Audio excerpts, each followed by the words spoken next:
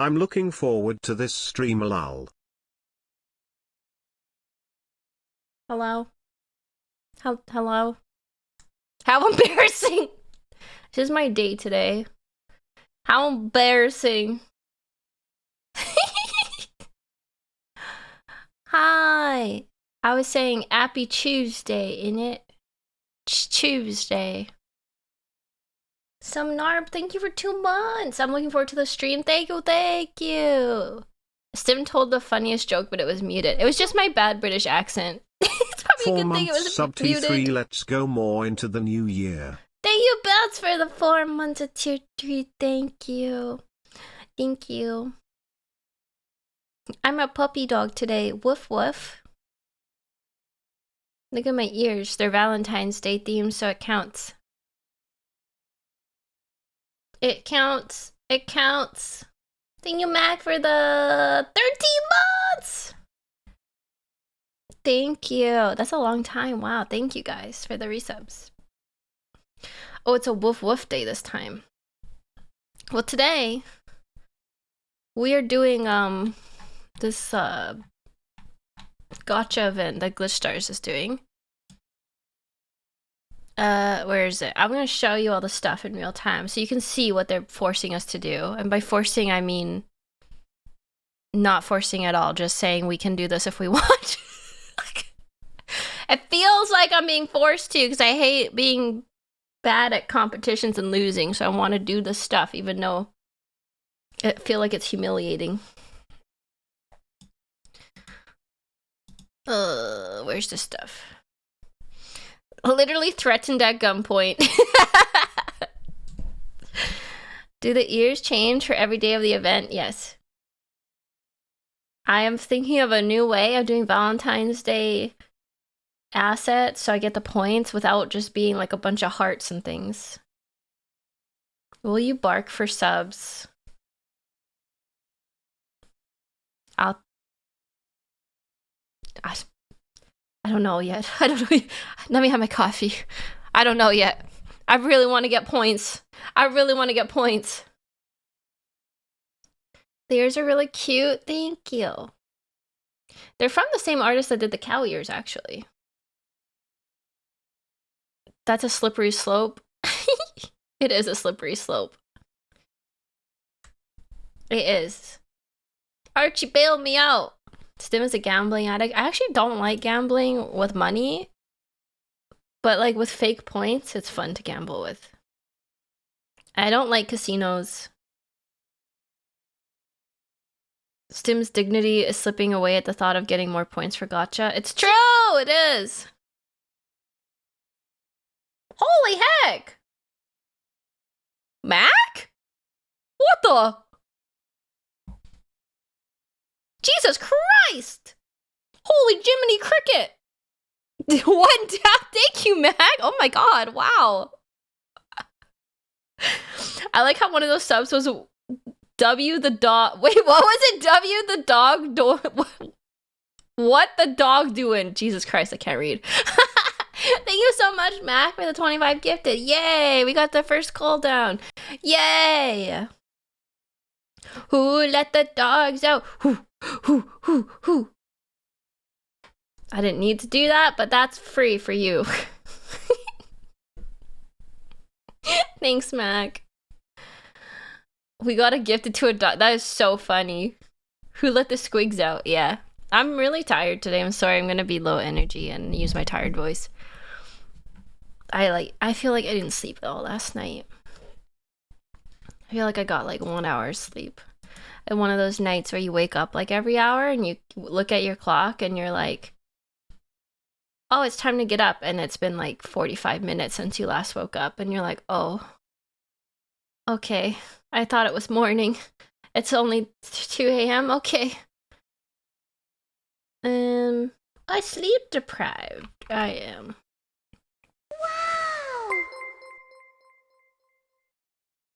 The fluffy bastard cheered X100, user designation, stimpack_VT's dignity, was timed out for inactivity. Attempting to rejoin stream. Connection lost, the client is no longer available. Connection lost. Thank you, Stimper for blanky, stimper for Nanoja. blanky, stimper for blanky. Thank you for the 3 months. Thank you. Thank you, Nano. I woke up in the middle of the night with a sore stomach. Thankfully, I went to bed early for once, so I got a decent amount. That's good crack. I actually had a tummy ache yesterday, too. And I think that was because I ate the stew with the curdled milk in it. So, I think that's why my tummy hurt. Or it could have been the wax in it, too. Hi, Shell. You did what? Yesterday I cooked some Babylonian stew and my milk curdled in it. And it tasted fine, but I think it hurt my tummy. It looked good. It actually tasted not bad. Chunky Yogurt 2.0. No! The Chunky Yogurt's back for revenge. Lamb stew with no lamb. I think it's better with beef, I'm not gonna lie. The beef was really good. The beef was the best. Congratulations on the 1-year anniversary yesterday. Thank you, Rob. Thank you. A whole year stimming. Curdled milk is usually safe to eat if the milk was fine before. Maybe it was the candle wax then. I don't know, something in it really it didn't like my tummy. It looked like top quality beef, grade A Canadian beef. I stimmed a whole year. That's crazy. It's been a whole year. That's crazy. I could have been anxiety too. My mental health's been really bad lately. Just general anxiety and depression, I think. I'm not sure. I did not sleep well. I had 3 hours just before your stream. Wow, Bex. Thank you, Sarah Art, for the very cute little pixel gif in the starting screen. That was very nice fan art. Thank you. That was really cute. That's so cute. I love it. A little cooking stream. How did you make that so fast? Like, that's crazy. That's crazy. Thank you, Sam, for the 5 gifted. Did you make it home okay, Sam? I know you had so many troubles with flight delays. Thank you for the 5 gifted subs. Thank you for the hip huddies. I really appreciate it. Thank you. Do you guys want to see the tasks? Have you seen all the tasks that Glitchstars is telling us to do for this Valentine's Day gacha? I should probably explain it. So this is what's going on. Duologs decided to do a special event for Glitchstars talents for Valentine's Day. And if we do, it's basically like a gambling gacha event. And there's these tasks you can complete like once a day. Some are multiple per day. And if you complete them, you get points. And there's like a gacha tab where you gamble your points and you can win prizes. 45 daily squats. I think Logs is trying to tell y'all something. No, Logs tells us to do squats because he thinks chat likes to watch us suffer. There's also new things that just got added last night, which I'm going to show you. Okay, well, that is true. Dang it! Dang it! Dang it, Bobby. I made it. Next time I will fly Emirates. Air Canada is hell. I mean, I have never flown Emirates, but Air Canada is hell. But they added new things because, like, I think that Duologs underestimated how crazy we would go for gacha because, like, all of the legendary. So there's like categories for prizes. There's common, uncommon, rare, and legendary, and like all the legendary prizes got claimed already in like 2 days. So I think he was like, oh shit, I need to add more prizes. So he added more stuff yesterday because we went crazy with the gacha. Or maybe he had the percentages wrong and we just like got lucky. I don't know. I was about to ask Logs, did or will do anything for 1 year anniversary. For me, I don't think Glitch Stars did anything for me for my anniversary. But to be fair, I said I wanted it to be very chill, so I didn't ask for anything. I did not ask for anything. They tweeted after I begged them to tweet. But that's okay.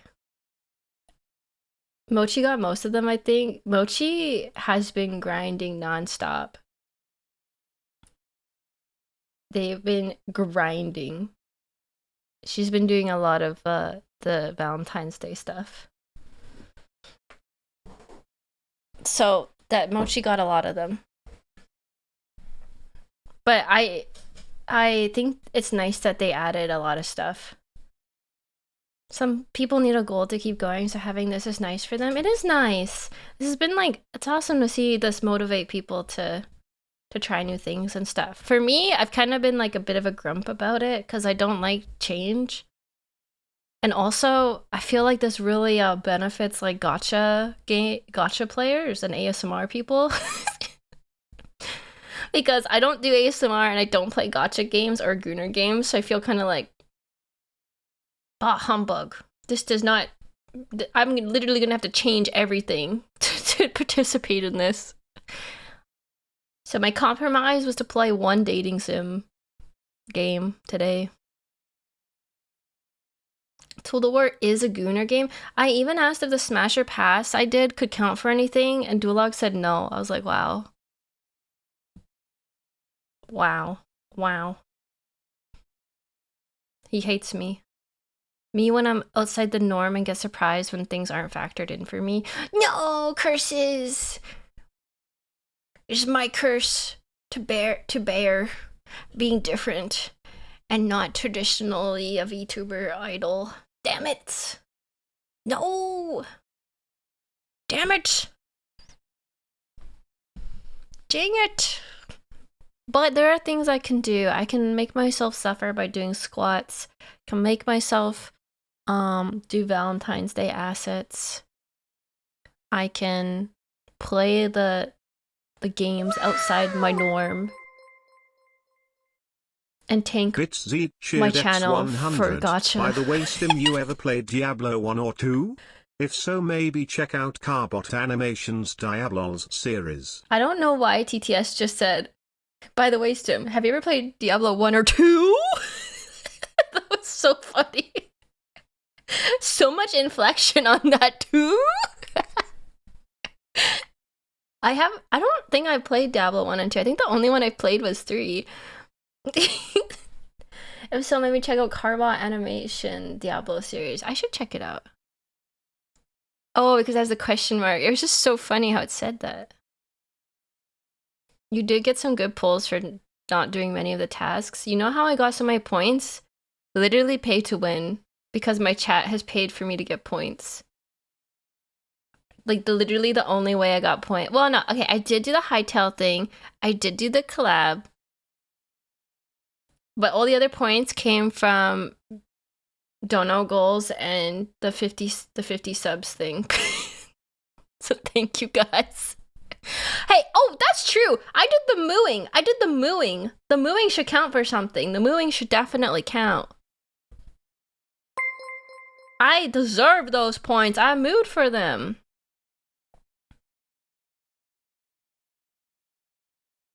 The perk of having older people in chat, the perk of being a hag, is we can just avoid all the tasks and just pay to win. I may be in a retirement home, but there's some perks. Can just pay to win, baby. I can't squat like I used to, but I can pay my way. Hagging on retirement home. I'm not old, damn it. Okay, maybe Mac, you're not. I came late to stream. I was wondering why you were mooing. I was mooing for subs so I could get this Glitch Stars gacha. I did actually get lucky yesterday. I got some legendary pulls. I got a full-size standee, my first one ever for Offkai. which was very exciting. So you can take a picture with my cardboard, is it cardboard standee? Like my full-size one? You can take a picture with me if you're going to off-kai. Put it in a jar. No! Don't put it in a jar. No. Maybe we'll auction it off at the end so someone can get it. Someone can take it home. Actual height, I actually don't know if it's like my real height or not. I think they probably just make them all the same height, but I don't know. If you go to off-kai, make sure to suplex the... No, be nice to me. Be nice to me. And then I also got... Actually, I was kind of cracked yesterday. I should have got a lottery ticket. Okay. I got the... We're going to Carrier Con. Glitch Stars is having a booth at Carrier Con. I got a standee for that. And then I got a standee for the off-kai. And I was like, well, that's not fair for me to have two standees. So I gave my Carrier Con standee slot to Leah. So Leah could have a standee at Carrier Con. And so I have one at off-kai. And then I also got 2 legendary pulls for $25. So I got $50 from Glitch Stars. I was like, what? This is cracked. I got 3 legendary pulls in a row. Leah really wanted to cut it. I know. I know she really wanted one, so I gave it to her. 50 USD is like $1 billion in CAD. It's like basically $100. Yay, free money. It's not free because I had to humiliate myself for it, but... Is that 50 USD or CAD? USD, baby! I don't think we get paid till after the event, though, because they probably have to go and total everything up. But it was pretty crazy. I did like 3 pulls in a row and got legendaries. So that means I'm probably not going to get anything else for the rest of the event. Humiliation for money, let's go! Yay! I also got a Chipotle gift card for $20. I've never had Chipotle. So I'm probably going to give that to one of the girls that has a Chipotle near her. I don't even think we have Chipotle in Canada. Or at least not near me. I've never been there. For all the Canadian Chipotles, I don't know. This is so rigged. This is so biased towards the US. Fuck my life. Fuck my Chungus life. Knowing Logs, he's going to give that $50 out and it will be taxable. Ask for a different card. Can I trade all my gift cards in for Tim Hortons? Thanks. Thanks. You're not missing much, Tim. I actually really want Chipotle. I see lots of people say it's so good. Hi, Stim. Hi, chat. Hi, Alex. It's mid. That's like my experience having Taco Bell. Man, everybody hyped Taco Bell up so much. Then at off-kai one year, I got Taco Bell with the girls, and I was like, this is what everyone's talking about, hey? It tastes like soggy lettuce and hot sauce. Taco Bell's overrated. I think, like, the Taco Bell I had was really bad. They didn't put much meat in it. It literally just tasted like soggy wilted lettuce and, like, sour cream. Sip time. Oh, thank you for 3 months in areas. Thank you. Thank you so much. To be fair to Leah, she loves Taco Bell. Everybody did. Like, Miwa loved it. Leah loved it. Who else? I don't know. I feel like lots of people love Taco Bell. The fluffy bastard cheered X100. Stim, you're a streamer. Humiliating yourself for money is literally your job. Also, it is now my life's mission to make moo woo a thing. On that note, not all the redeems have been turned back on. There's no you will redeem Stimper for cry. I gotta turn my redeems back on, my bad. Taco Bell's for when you're drunk at midnight. To be fair, we did go to Taco Bell at midnight and we did drink. They actually had like, did you know there's Taco Bell where you can get alcohol? Taco Bell Cantina. It was a crazy, like, surreal life experience. I had a, what's that called? Like a frozen Baja Blast with tequila in it. At like 1 in the morning. And like a soggy quesadilla. Baja Blast margaritas. Let's go. I was really disappointed actually. The alcoholic Baja Blast was pretty good, but the food was pretty bad. Oh god, 1 a.m. cocktail, that kind of night. Literally, I got into California at like 11 p.m. at night. Went to the hotel, went straight to Taco Bell and had a margarita. It wasn't even like that kind of night. I just was like, I need me a margarita and some Taco Bell. The Baja Blast pie? That sounds weird. That sounds weird. I don't know. Like, what does that even taste like? Proud of you for all the hard work you have done this past year. Proud of you and grateful to have met you. Here's to another great year. Thank you, Sir Frank. Thank you. Key lime pie, but worse. I don't know if I've had key lime pie. 789 cheered X100. They found out they mixed Taco Bell meat with other stuff to help fill you up. That does not surprise me. Isn't that like every fast food restaurant ever? They just mix in random stuff. Plus 25 points today thanks to Arisa on the 8th that will be granted from Maple. Wait, plus 25 points today from Arisa? What the? That's cool. Baja Blast is goated. It kind of like tasted like Mountain Dew to me. Taco Bell has breakfast? What the? I'm a McDonald's breakfast girly. I like McDonald's breakfast. I'm basic. Oh, I was going to show you the new rewards, though. They added new stuff. They added new rewards. There's a chance you can get a new graphics card. RIP, I just got one. There's a chance you can get a new outfit. Funded by Glitch Stars. And there's also a chance you can get a cover song done by Glitch Stars, like paid for by Glitch Stars. The new graphics card is wild. I think like no one really needs a new graphics card. We were talking about it. I think everyone was like, well, ours is basically the same as what they're offering. Oh wow. They had like a monetary value on it. I think it was a 5060. Is that a thing? 5060? If you win the GPU, you can hold on to it until you need one. Miwa needs everything on this list, I think. To be fair. I have a better one now. Yeah, most of these rewards don't really apply to me. I mean, it would be nice to get the new outfit. That help pay for new outfits. Because I'm working on 2 right now.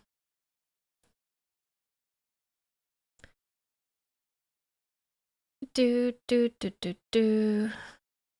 it's a 5060, yours is way better. Yeah, mine is better. I know Emily just got a new computer too. Have fun with the stream. Bye, Kaleidos. I am working on 2 outfits at the moment with the same artist.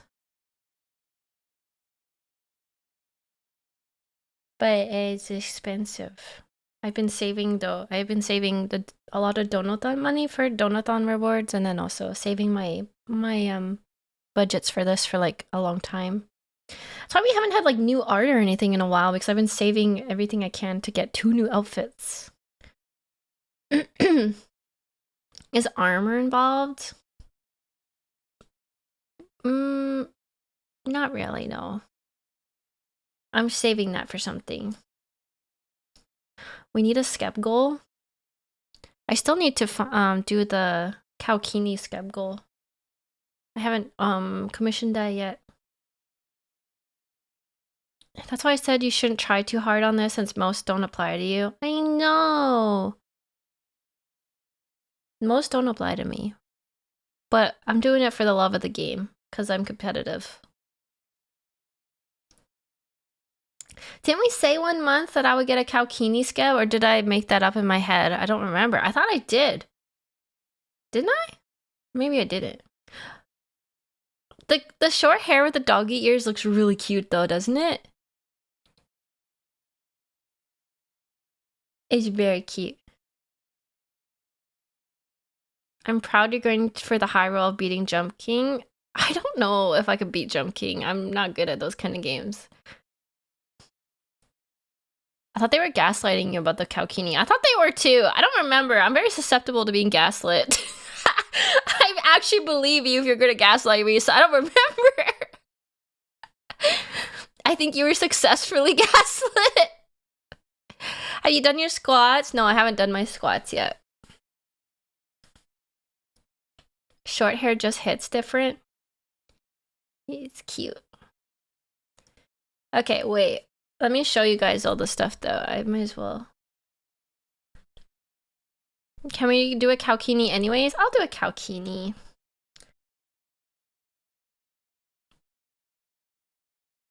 Short hair is underrated for real. I love my short hair. I prefer long hair, but I think short hair is cute too. I'm still surprised I have a first badge. Why wouldn't you, Sir Frank? I don't think you lose it. Let's see. Where's the tasks? You can remove people's badges. Oh, I haven't removed anyone's founder's badge except for 2 people who like deactivated their accounts.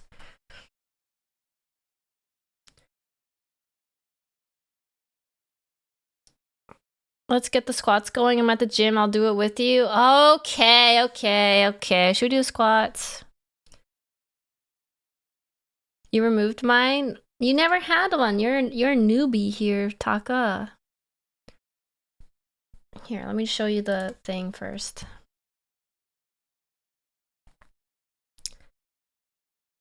Oh. I didn't. My bad. What? 1 second. There we go. Here's all the stuff. You can look at it. You can perceive the stuff to do. There, now you can see everything. Wait, this is the only reason? See the pay to win? Every time you get 50 subs on stream or the dono equivalent, you can complete this task. This is the only task that is not once per day. Subs and donos do not carry over from previous streams. This must all be done in one stream from 0. This is the only way I've been getting points, y'all. Thank you, guys. This is the only way I get points. It's the pay to win. It's embarrassing. Okay, I'm gonna do my squats though, so I can actually get points. Eat a handful of tots in 1 bite is crazy. I don't even understand what that means. Play the Gooner games? I don't want to. Oh, you're gonna hear my knees crack. God dang it. All right, ready?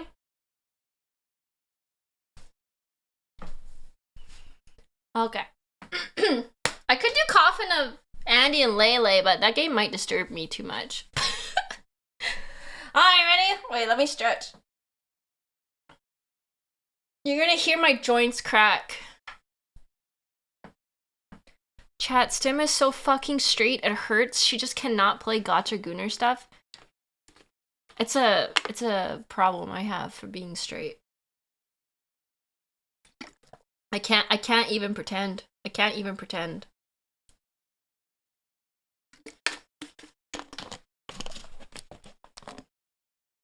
Okay. 1, 2, 3, 4, 5, 6. You and Maple are the straight diversity hires. That is so funny. 7, 8, 9, 10, 11, 12, 13, 14, 15, 16, 17. It's easier today without a corset on. 18, 19, 20, 21, 22, 23, 24, 25, 26, 27, 28, 29, 30. 45 is like actually a lot. 31, 32, 33, 34, 35, 36, 37, 38, 39, 40. Okay, 5 more for the line. 41, 42, 43, 44, 45. Oh my god. Life is pain, Dial. It's harder the second day when you're sore. It was easier without the corset on, but it was also harder because my muscles are already sore. Yay, thank you guys for doing it with me. If you can. Man, you gotta do those more often. Shut the hell up, Prince! I wasn't the only one with stiff legs today. No, my legs are like wobbly. I got like little deer legs today. Little Bambi legs. You beat me, but I had 200 pounds on the... You had 200 pounds on that bar? What the... Remember that story where I told you I went to the gym for the first time and I couldn't even lift the bar? How do you got 200 pounds on it? That's crazy. Congrats, Tim. I'd join you, but just 8.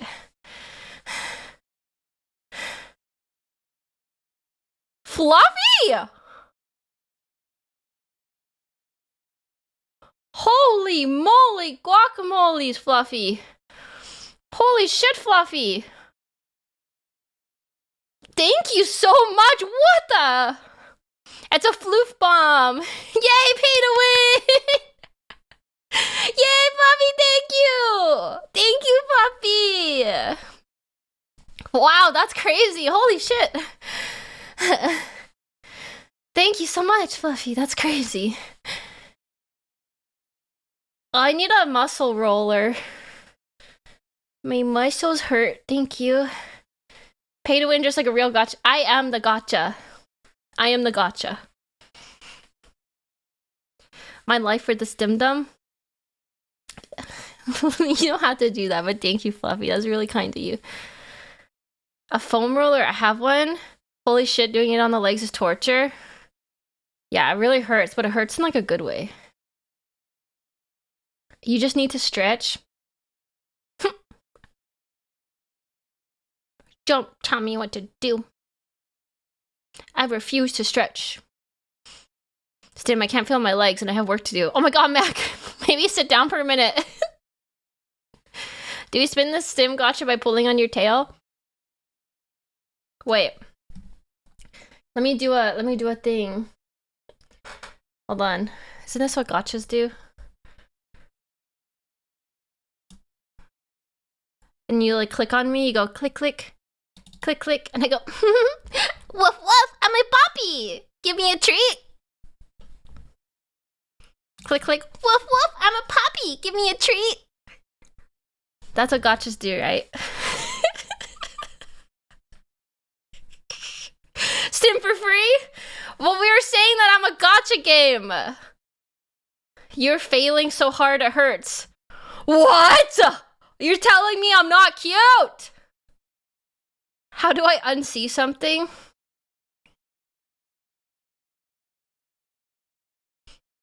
Stim is an NPC streamer.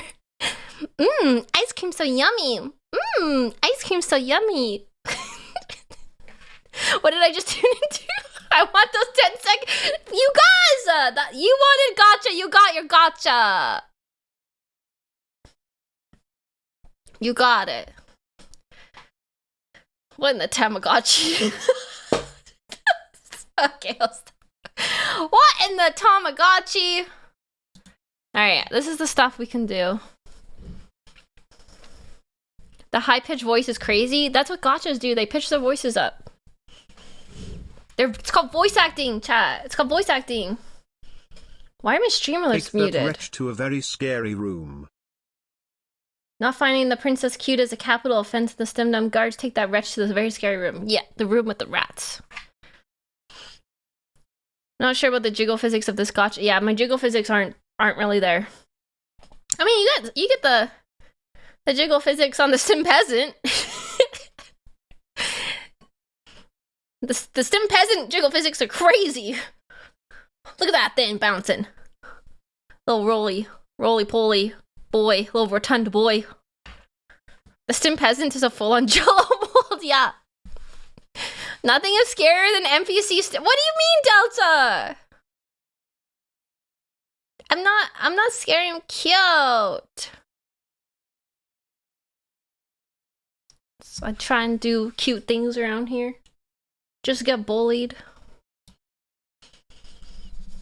I'm wolfing out. Okay. So, things we can do. You're too aggressive. What do you mean I'm too aggressive? You should see her try to do ASMR. I haven't tried ASMR. I also don't have an ASMR mic. I have one that's like the opposite of ASMR. If I actually did ASMR, it'd be so Jover for you.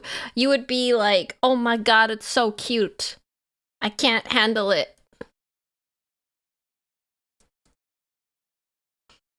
Did you do your push-ups? Just use an Xbox ASMR. ASMR is just loud whispering.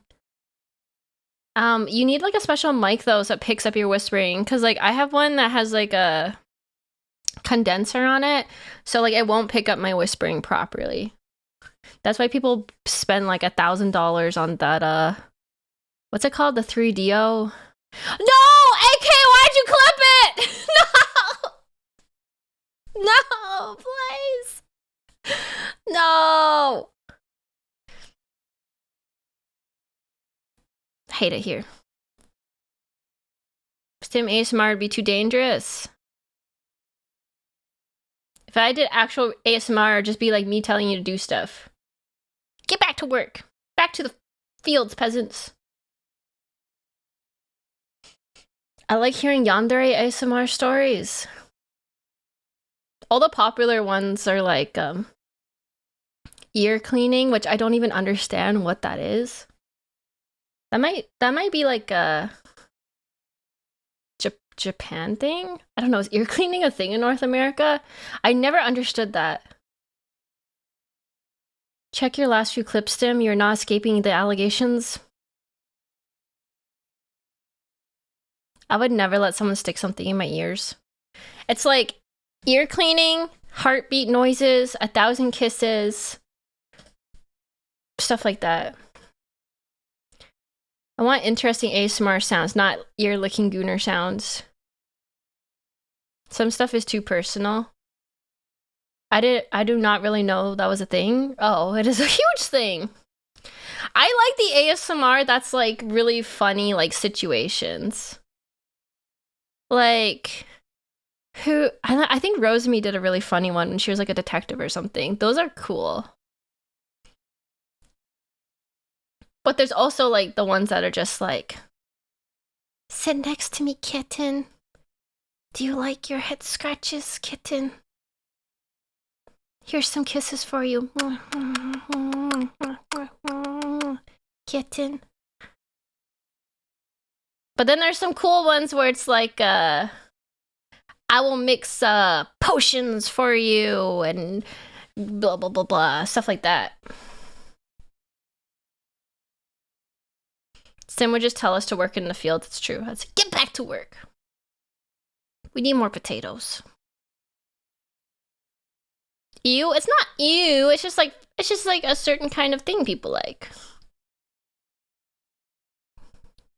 I almost dropped weights listening to that. I'm sorry. There's something out there for everybody. Some people like that stuff. I like the ones that are like creative, like situations, more like a role play. I've seen tooth extraction ASMR. Oh, I'm one of those people that actually likes, what's it called? I get the tingles. I like that stuff when they crack slime and things. A lot of people hate that stuff, but I like it. I like listening to the squishy noises of the slimes, or when they crack like the wax candles and things. I love that. So like, I know a lot of people hate it. So everyone has their own thing they like.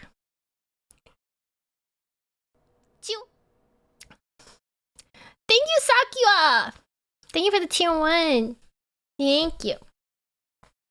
No, that's torture for me. That's what I mean. Everyone has different things they like. I personally like the like noises, like the nail tappies and the slime and that stuff, but that's not for everyone.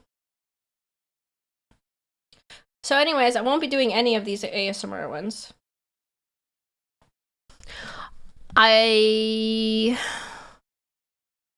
Thank God! You should be like, no, Stim, please, Stim, please. ASMR kills me. All I hear is lip noises.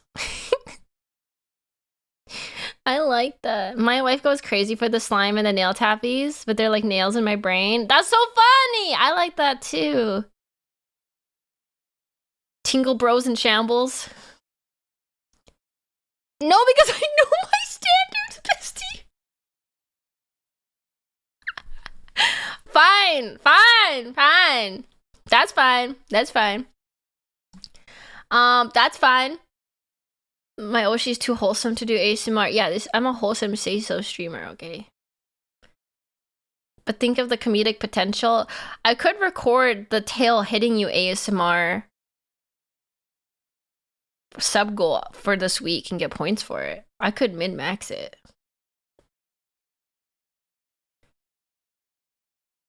Could min-max it and see if it counts. I have to do it on stream though. I was just gonna record it. I wasn't gonna do it live.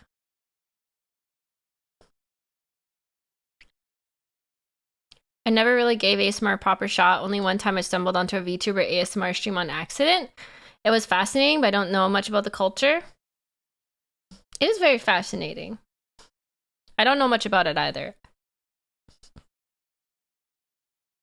Sim, please record a beating you to death with my tail ASMR. I am going to record it. I just wasn't sure if I was going to make it like a video, voice recording, or a stream. I haven't decided yet. Should I do the 15 push-ups? Do you think I could do push-ups? Wait, no knees touching the ground? Never mind. That's awful.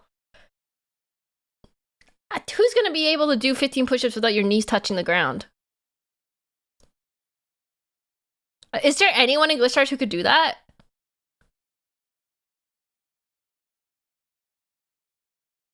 Like a lot of us? Of the girls, though? I don't think I could do that. I definitely can't do that.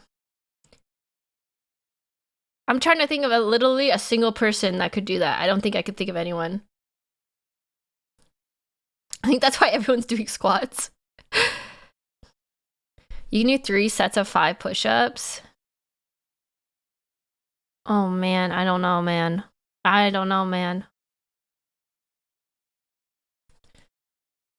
Wait, let me try and do 1. I'm gonna see if I can even do 1. Hold on.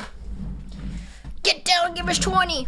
I'm gonna see if I can do 1. My legs are sore from squats, though. This is torture. Is this like the hidden like fitness test or something for Glitch Stars? Is this like them analyzing our physical ability? Am I gonna get fired if I can't do this? Okay. I don't even have room on my floor. Oh my god, I can't do this! This is too hard! I can't even do 1! I can't even do 1! I can't do one. Oh my gosh, what the? Why is that so hard? Wait. Okay. Ouch, I can't do it. I can't do it. Oh. Armory guys do over 50 of those? What the? Oh my god, I could hear the thud. I fell. I tried and I fell.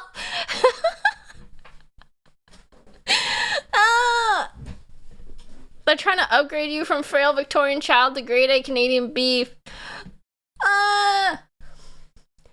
Well, I won't be doing push-ups. Streamer passes out on floor after attempting one push-up. Most of my life, I could only do 3 push-ups before giving up. After being serious about it and doing it weekly, I can do 70! I can do them on my knees. Just not, I can't do like a full body push-up. That's hard. That's hard. I need to start working out.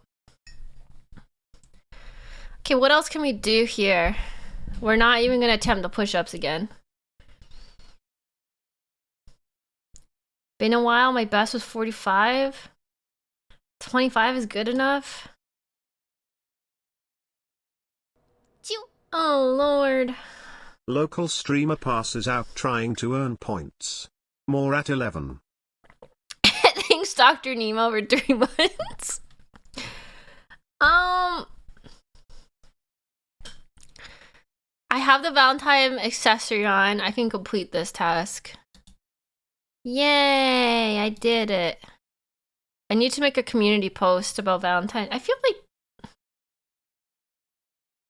that's gonna be saved for Valentine's Day. I'm not gonna say Happy Valentine's Day every day. Valentine's stream title or thumbnail? I did that. My stream title says, "This is a Valentine's stream." I'm counting that. Undertale Genocide is on there. So I did consider doing that. I've never played Undertale though, so I don't know if it's good for me to do a genocide route when I've never played it before. Hi Stim, go get that dad and make your squats. Can't watch today, have fun. Hi Caston, I did my squats. Starting on genocide would ruin it. That's what I mean. All these things, like, do not do that. I know your skill set and it's not that. Like, why did they pick games that other girls play and none that I play? Where's the Total War game? What the? It's not fair. They didn't pick anything that I specialize in. Would a Valentine's Day countdown count as a Valentine's Day community post? That is true. I did suggest it, and they said no. Not cute enough for Valentine's. Total War playing as Slanesh, right? Oh, maybe I could make my case with Slanesh or the CK3 dating sim. Make a car in my summer car. That's a good suggestion. I did genocide my first run and my homie told me my game is ruined forever. Really? Oh no! Would Scrandal count as take a test? No, they have examples and it's like personality tests. Undertale Genocide is cute enough, but Total War isn't. I think like these things are either meant to make the streamer suffer or meant to get views. So like lots of people want to see Mary Bunny Garden. So that's why they put it here. Undertale does surprisingly well for views. So that's why that's there. Jump King, just to make you suffer. Flip Up, just to make you suffer. The random video button is easy. We can do that. I was going to watch caseoh videos today, but I think we'll just do this. We'll do the random react video. Total War 3 Kingdoms says romance when choosing difficulty. I like how you guys are like looking for loopholes for me. I love you. What about Mary Bunny Garden? It's the Gooner game, so apparently lots of people want to see the girls play it. Undertale is also freaking hard. It's like really not my kind of game. Like Prince was actually right. I tried playing what's a game like that? Isn't it like Bullet Death or Bullet whatever it's called? Is that what it is?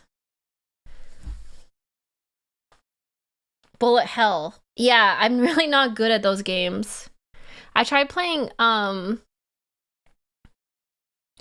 of the Lamb. That was too hard for me. So I'm not good at those games.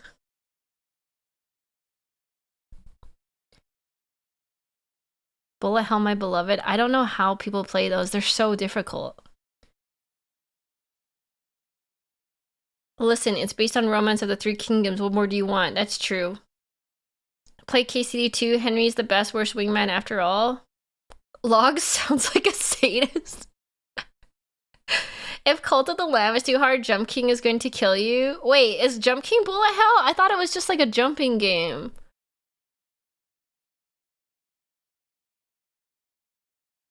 You can play Don't Pee. That one is silly and funny. I don't even know what Don't Pee is. It kind of freaked me out by the name of it.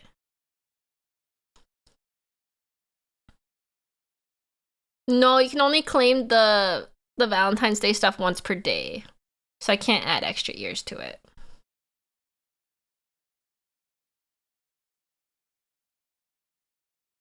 Honestly, I Want to Be the Guy is the pinnacle of that genre still. I can only play Bullet Hell if it's mixed with other genres like Metrovania. What about Brown Dust? I don't want to play the Gooner games. I don't really like them. Nikkei was fun because it was like fun to experience for the first time. But I feel like doing all Gooner games is just like, I think you could probably tell I'm just doing it for the points, which is not really that fun for anyone. I don't think. You're right, Chad is rules lawyering the heck out of these for loopholes. Nikkei has a good story. I don't know about BD2. I'm not sure about Brown Dust. Brown Dust, if you just play the story, isn't a Gooner game. The only Gooner part is the animations. I don't know. I felt I'm okay. I know I'm like very straight, so I'm like not the target audience for like naked ladies or almost naked ladies. But there were some outfits that I was like, this is too much for me. This is too much. I don't even like this. This is making me uncomfortable. I feel threatened. Like, I don't know, man. I don't know. It was too much. There are guys in Brown Dust too. No, I felt like, I don't know, some of the animations I were like, I feel like I was so embarrassed. I was cringing and embarrassed. I wasn't like finding it fun as for some of them. A lot of them I was like, oh dang, I love that. But there were some outfits where I was just like, I feel like I'm gonna pass out. There's Gooner games for girls? Yeah, but they're not included on here. It's because I suggested Gooner game for girls and Duologs is like, nobody's gonna watch that because your audience is men. I'm like, damn it. Surprise Lads isn't on this. They don't recommend lads because usually men don't want to watch you play lads. They want to watch you romance the naked ladies. And I'm like, that makes sense. I would watch it. I want to see men be objectified. Your audience is men who like watching you get flustered. How is that not being understood at this point? Actually, I did tell Duologs. My cooking stream yesterday was really fun and did well, and he was like, I am genuinely surprised that did as well as it did. I guess people do like watching that stuff when it's you. So maybe they're coming around to my ideas now. Maybe they're coming around to it.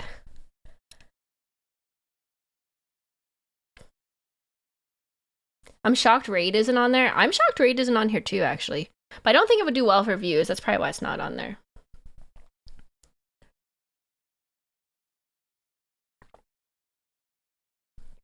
Objectifying Primarchs is why we've come here. I want to see Stim be silly. Wait, I have the perfect emote for that. Wait, where is it? Where is it? Where is it? Teehee, just a girl. How fitting that you raided into Skew. She's been cooking, doing cooking for a while. Yeah, I know. She does cooking. Well, she raided me one day, so I was paying a favor back raiding her. Being inspired by her cooking stream. What are the tots that you have to eat a handful of? I don't really understand that one. Where's that? Where's the tots? I just saw it. I'm blind.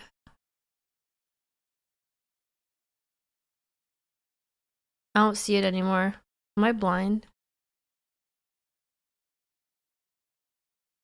Oh, eat a handful of tater tots, fries, or any other fried potato snack in one bite. Does not need to be on camera, but must be on stream. I could make some tots right now in my air fryer. Shove them in my mouth. For 150 points? That's actually a lot. Oh wait, I did my squats. I can complete this task. Yay. What about taking a test? What test should I take? Should I do a test taker for the points? That's a ton of points just for having a bit of lunch, the thing you never do. All right, let's take a test. What test should I do? Someone recommend me something.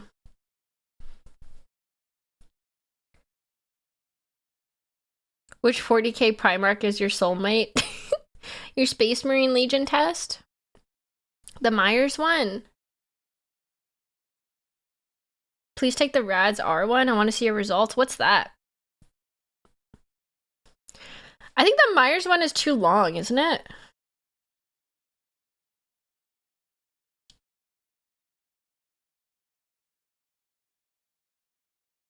It's like insanely easy to min-max, actually. Oh, I did the autism test and I didn't get that high. The purity test? Hell no. Let me see. What can I find here? What can I find here? Let's do it. We gotta do a short one so I can min-max this. Because I'm also gonna do the watch a random video and play the dating sim.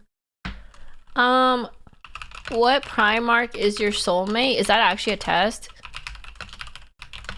If it gives me...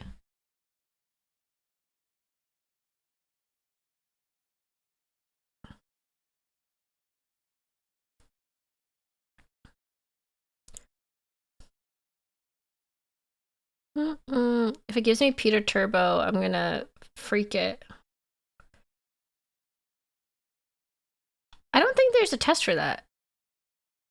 Which horse, heresy, or 40k Primarch are you drawn to? Oh, wait. That's just a forum post, not a quiz.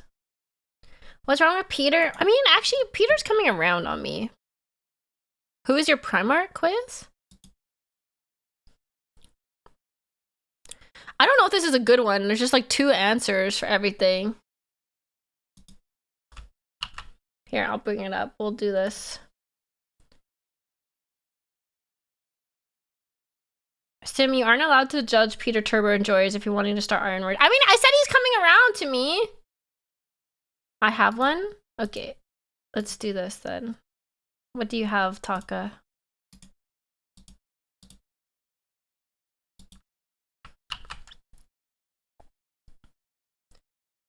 It's also how good of a wife or husband would you be? I don't remember the test. That sounds fun. I would be a great wife and husband. I would be good at both of them. Just so you know. Okay, let's do this one. What do you mean X? What? I'm good at everything, okay? What Space Marine chapter are you? Okay. The only thing is I'll just come home with random animals all the time. And I'll complain that I didn't eat or drink anything all day except for coffee. And I'll cry a lot. That's valid though, I think. I do think Peter Turbo has surprisingly mellowed out after being a demon for 10k years. He had a nice game of 40k with Hansu in a short story. Okay, I'm not gonna try and rig it to get my favorites. I'll just do this normally. Okay, what is the most important to you as a Space Marine? Brotherhood. Watch him get world bearers. Hey, I mean, they have cool drip. Okay, what is the most important to you as a Space Marine? Brotherhood, duty, discipline, service to Imperium, zeal and blah blah blah, knowledge and pursuit of hidden truths. Brotherhood, baby! I love my brothers. Your reflection journey just began. What the? Okay. I love my brothers. How do you view the Codex? All these ads are tripping me out, man. How do you view the Codex Astartes? A guideline, but not something to be strictly followed. The foundation of all proper warfare. Rules are secondary to faith and Emperor's will. A useful reference, but knowledge is a greater weapon. I think it's a good guideline, but like I'm not gonna follow everything. She blah blah blah. Devotion to the god Emperor.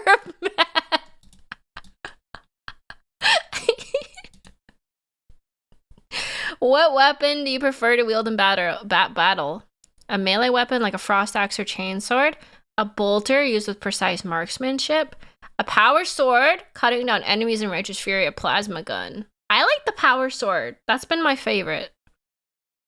In Space Marine 2, I really like my power sword and my shield. I'm a melee person. How do you handle a mission when the odds are against you? Fight with relentless aggression. Execute the mission with discipline, adapting when necessary. Charge in with unwavering faith, trusting the Emperor's will. Gather intelligence and strike when the moment's right. The odds are against me. I would probably just rage like a barbarian. I wouldn't be doing this with discipline. I wouldn't be doing this with blind faith. And I wouldn't be thinking about it. I would just be angry. The green violence unleashed. Exactly. Bye, Mac. Charge! We do this green violence way. How do you approach battle? Charging with ferocity? Letting your instincts guide you? No, I feel like I'll go in with a plan. When plan fails, then green violence time, you know? Follow precise tactical formations and a disciplined strategy. Seek out honorable duels. Proving your strength in combat. I like that. Yep. I think we're dueling. I think we're dueling. For honor and glory. CK3 flashback with that duel.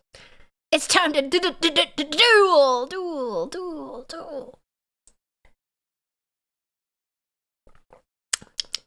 Stimmy lost your last duel. That was just practice, man. That was practice. I'm gonna win all the other ones. A horde of Chaos Marines is charging towards you. What do you do? Charge towards them. Retreat to a bunker and call a drop pod. Charge into them with rhino tanks. Send in some Terminators. Tanks.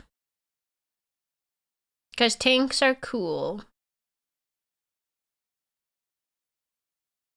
Yes. What is your weapon of choice? I already did this! Rhinos are shit though. But tanks are cool. I think out of these, it'd probably be a frost axe. What is your weapon of choice? A book. What ceremony would you give to your vehicles? Refuel and load up the ammo? Bless them with holy water, perform healing magic on them, chuck meat at them, and give animal sacrifices. What the flip? Who's doing animal sacrifice up in here? Perform healing magic, bless with holy water, refuel, and load up probably just refuel them? I guess? I don't know. What the?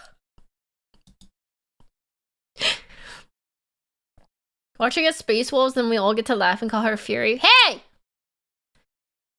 I think I'm gonna get the best faction. Dark Angels. You have the choice of traveling in these vehicles. Which do you choose? I don't need a vehicle. Land Raider, Land Speeder, drop. Land Raider. What is your favorite color? Well, this is obvious. This... What? What do you mean what's my favorite color? What kind of question is this? Green, because I'm green. Because they don't have pink. They don't have pink or purple. I guess I'll do green. Gray, blue. I do like blue too, though, but... Your favorite animal? Wow. The wolf, the bear, the holy goat? What the fuck question is this? No animals can match me. What?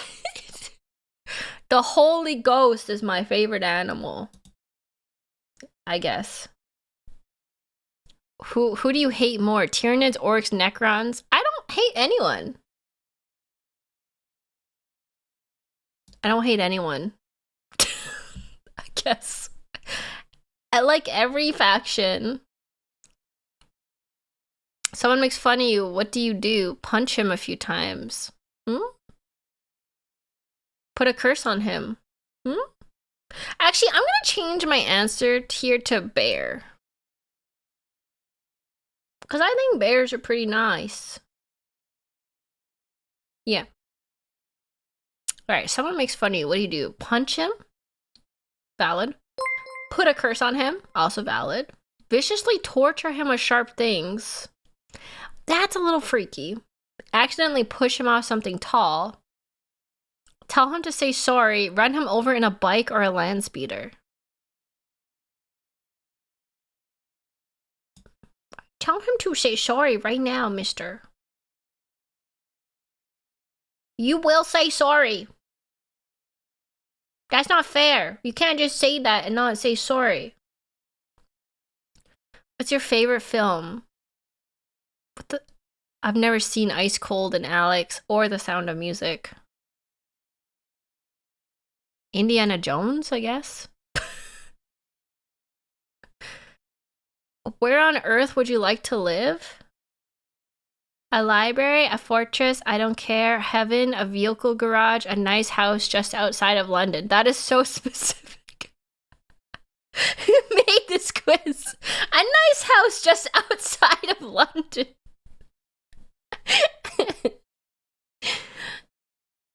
I guess a nice house outside of London if I can have a garden. Yeah, there's no castle. I can't believe that. I guess a fortress is close to a castle. I don't want to live in a fortress, though. That just makes me think of, like, military, not, like, pretty things. There's no such thing as a nice house near London? Oh.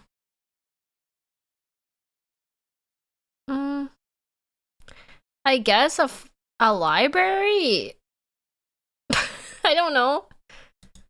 Who did I get? A blood raven. What? As a blood raven, you're a fierce warrior with a thirst for knowledge. Your red armor symbolizes your strategic mind and psychic abilities, allowing you to outsmart your foes. You blend raw power with wisdom, uncovering the galaxy's secrets.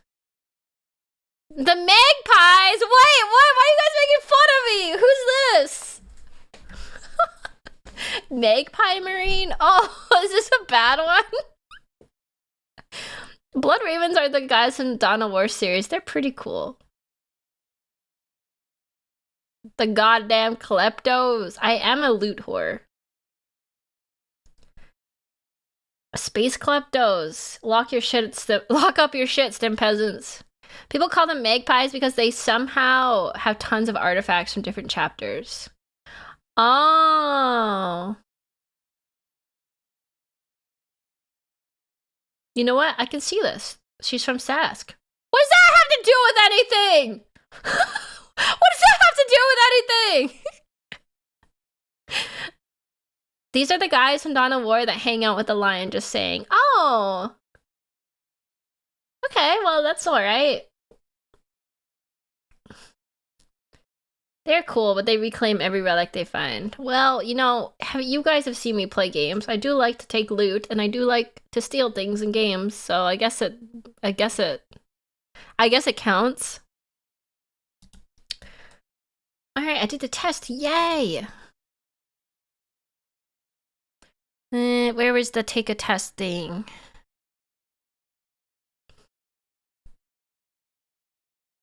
Yay, that's for 75 points! Woohoo! Okay. That's good. What else can I do? React to a video?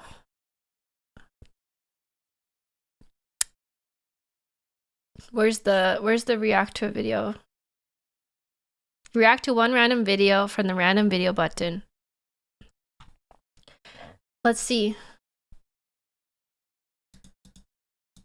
Random video button. Get a random video. Disney bootlegs. I'm not doing that. Did you get the points for the 50 subs I gave earlier? Oh yeah, let me claim those. Thank you, Fluffy. Tasks. Yay! Thank you, Fluffy. I got 500 points from that. That's pretty crazy.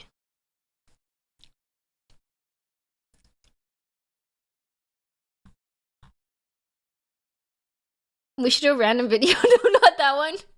I don't want to watch a JonTron video right now. Especially not that one. I think the Disney bootleg one has gotten a lot of people in trouble with the YouTube algorithm for some reason.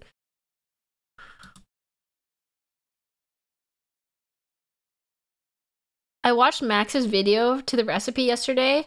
The student looked good, very pretty in his video too. Oh, it didn't look very pretty. Oh, maybe that's just how it looks then. Yeah, I know Berry Crepe had issues with YouTube just like deleting her JonTron video for some reason. Okay, let's get a random video again. Most epic deaths in history. Okay. How long is this? Oh, it's only 18 minutes! We can watch this quick. Oh, it's only 18 minutes long. Alright, we'll get our points from this. Most epic deaths in history. Alright, alright. We're min-maxing, baby. We're min-maxing, baby. 18 minutes and stim time is like 45. No, we'll be quick this time. We'll be quick with it. Alright, I'm gonna go pee real quick though. And then we'll watch this quick and then we'll play Dream Daddy. Sound good? Today we min-max the battle pass. Yay, random react. I'll be right back. I'll be right back.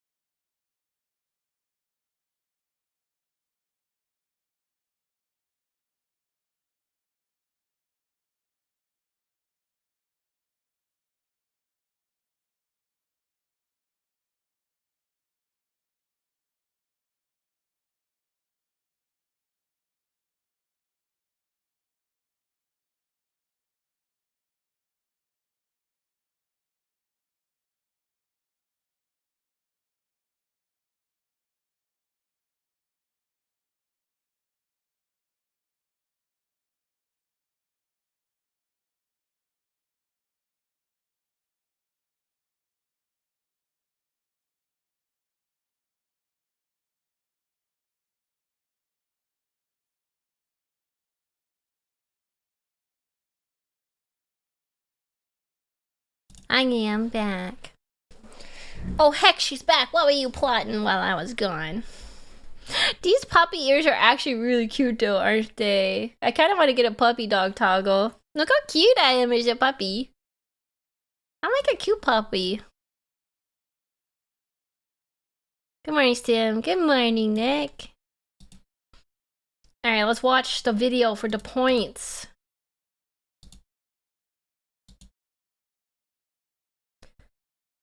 Stim, I'm back. I have good internet again. Welcome back, Mac. We're watching this quick 18-minute video, and then we're gonna play Dream Daddy and Romance All the Dads. Okay. Well. My random video. Let me turn the sound on, though. Most epic deaths in history. I would adopt a Stim puppy despite my reservation about dogs. I would be the most goddamn annoying puppy ever. I just know I would. Nearly as cute as Archie. Yeah, we know. I would just be like the clingiest dog ever. I would eat a bunch of treats and then puke them up everywhere. I'd probably pee on the carpet. What do you mean? Yeah, we know. Anyways, brat with abandonment issues moment. I would definitely be the dog that eats too many treats and then pukes. Excuse me.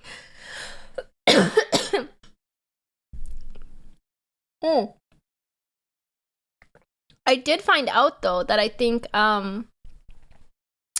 getting a humidifier has helped my being sick all the time problems.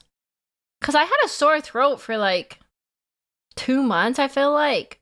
On and off, and like just feeling sick, and I got a humidifier and I put like essential oils in it, and it has helped me so much. I think the air was just really dry and playing up on my asthma or my I don't know, allergy. I don't know what it is, but it's definitely helped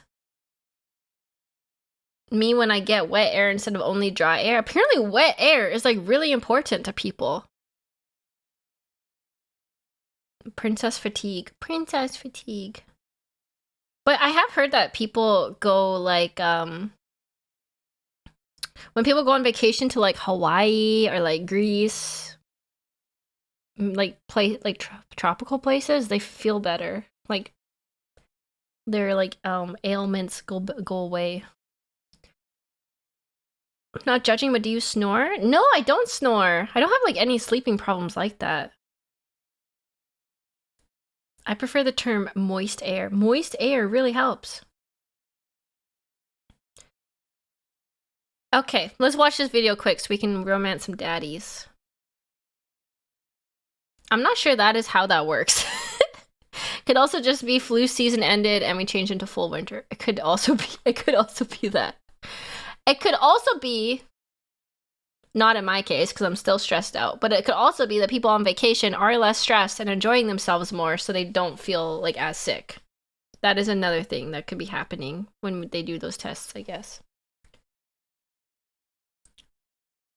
Tropical places are kind of a double-edged sword since it's good for health but also a breeding ground for diseases. Oh, that's true. That is true. Okay, we ready? Let's do it. These are the most epic deaths in history by what channel is this? History.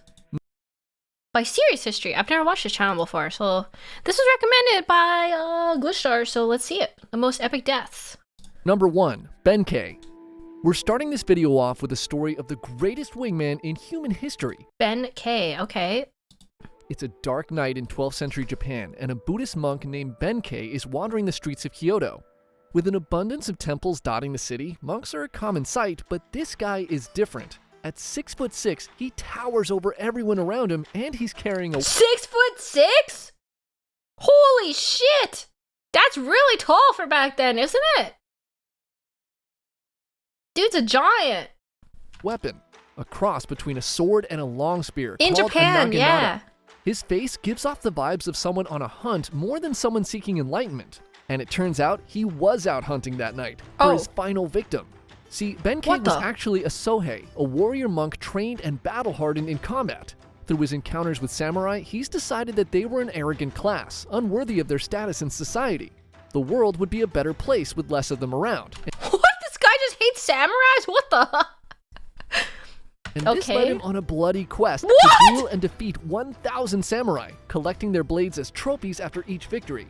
At this point, he had collected 999 swords and was out that night looking for his final duel. What While the? walking near Goto Tenjin Shrine, Benkei hears the sound of a Where did he put all those swords?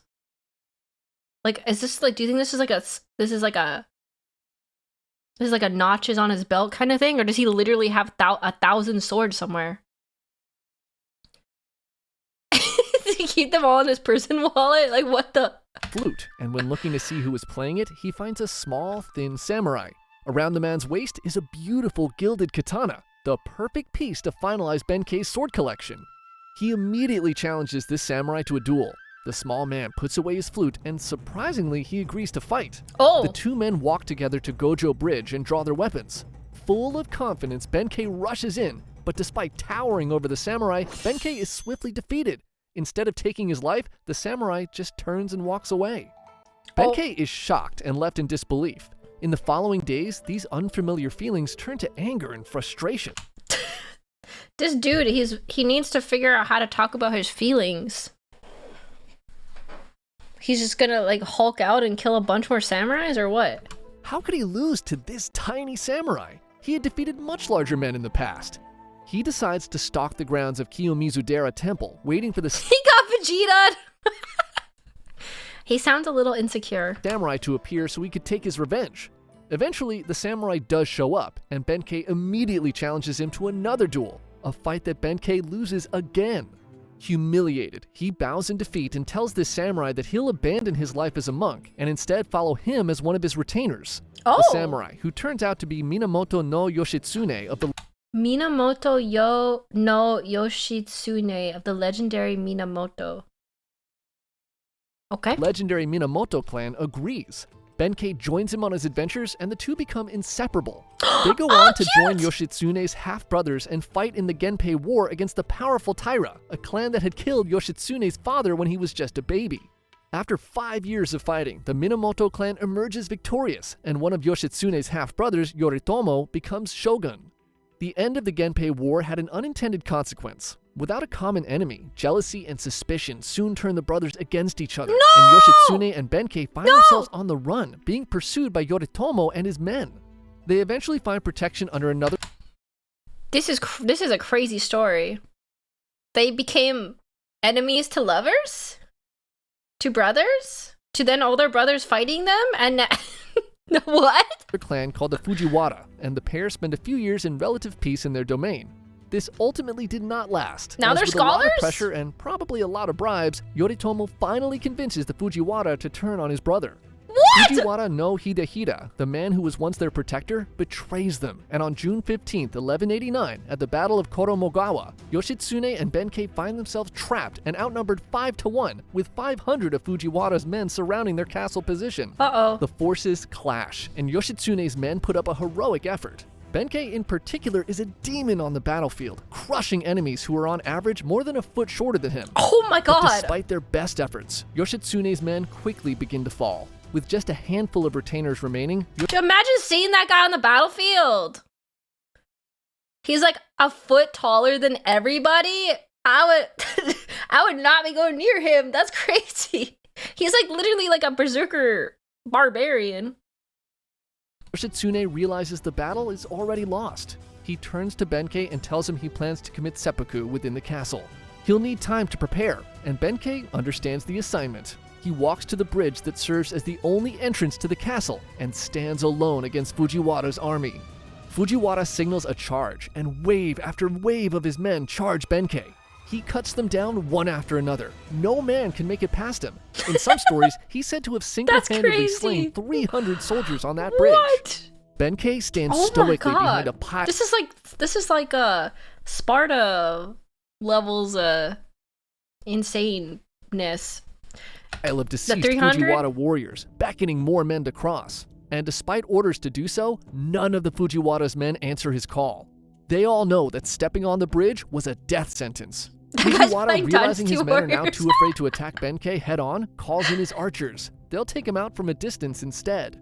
The archers let loose a barrage of arrows that find their mark in Benkei's chest, but nothing happens. Benkei doesn't flinch. They What? let loose another volley of arrows, but still nothing changes. Dude is literally raging. What? This can't be real. This part can't be real. Benkei's body is now a pincushion of arrows, but is still standing defiantly in their way.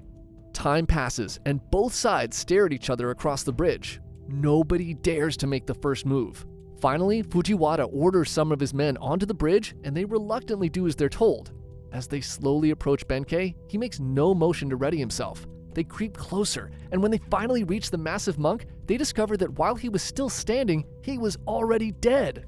Benkei, knowing he needed to buy as much time for his master as possible, had positioned himself to be supported by his spear even if he was no longer alive. Holy. In his last stand, he showed no pain or emotion while being hit with countless arrows, all to give the illusion that he was ready to fight anyone who dared to cross. Because of his final actions, Yoshitsune had enough time to commit the seppuku ritual properly, maintaining his honor. What a wingman! Number 2. Holy, what? He stabbed himself. That guy. What? I don't understand that. Benkei is largely a legendary figure, and we're not sure if any of the story is true. Ah, okay. That's what seppuku means? It's an honor thing. It's a ritual suicide. I don't know about that. It's to retain honor and follow their lord into death. It was a custom that it would be more honorable to take your own life than to be killed by a random. Oh, whoa, that is hardcore. Holy. Okay. Yisun Shin. The end of the 16th century in Korea was a strange mix of insane political corruption and relative peace for its people. Korea was a loyal tribute state to China, and the Ming dynasty pretty much left them alone. To the east, the Japanese were busy killing each other in the Sengoku Jidai, so they weren't a problem either. Aside from those pesky Jurchens who were constantly invading from the north, the rest of Korea was pretty boring and uneventful with no major threats. The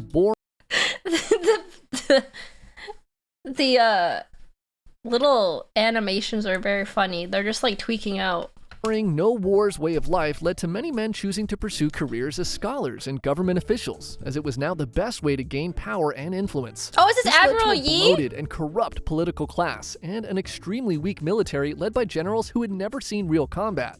This combination of governmental corruption and a weak military would end up causing all kinds of problems in 1590 when Hideyoshi Toyotomi fulfilled the dreams of his former lord Oda Nobunaga and reunified Japan, bringing an end to the Sengoku Jidai.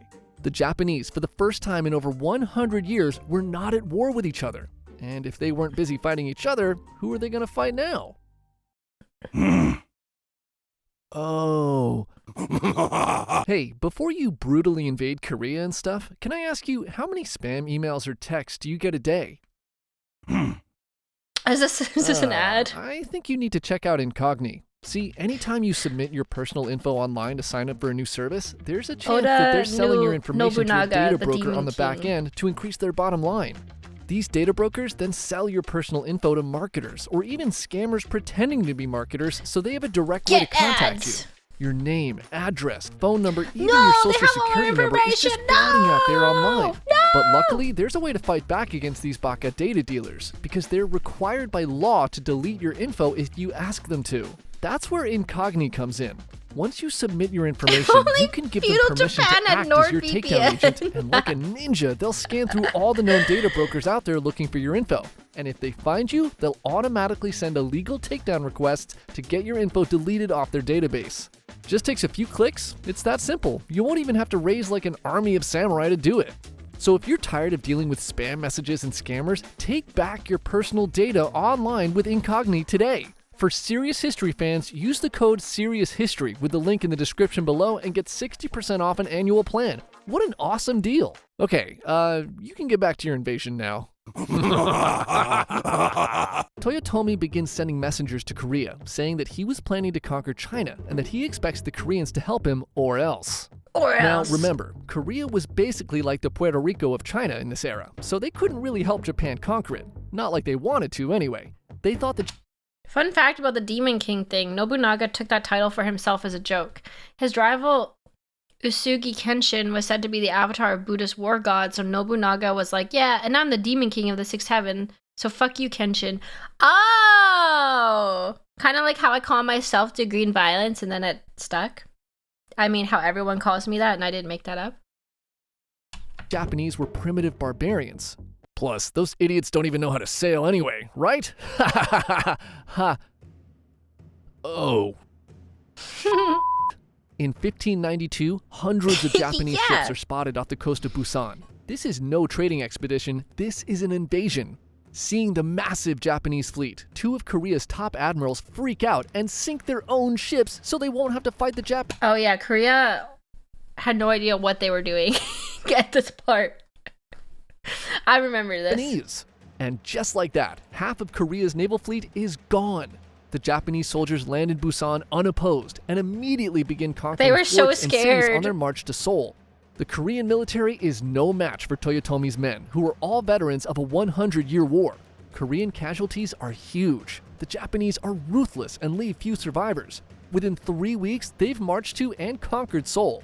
A few weeks later, they take Pyongyang and are at China's doorstep. 3 weeks? The fall of Korea seems inevitable.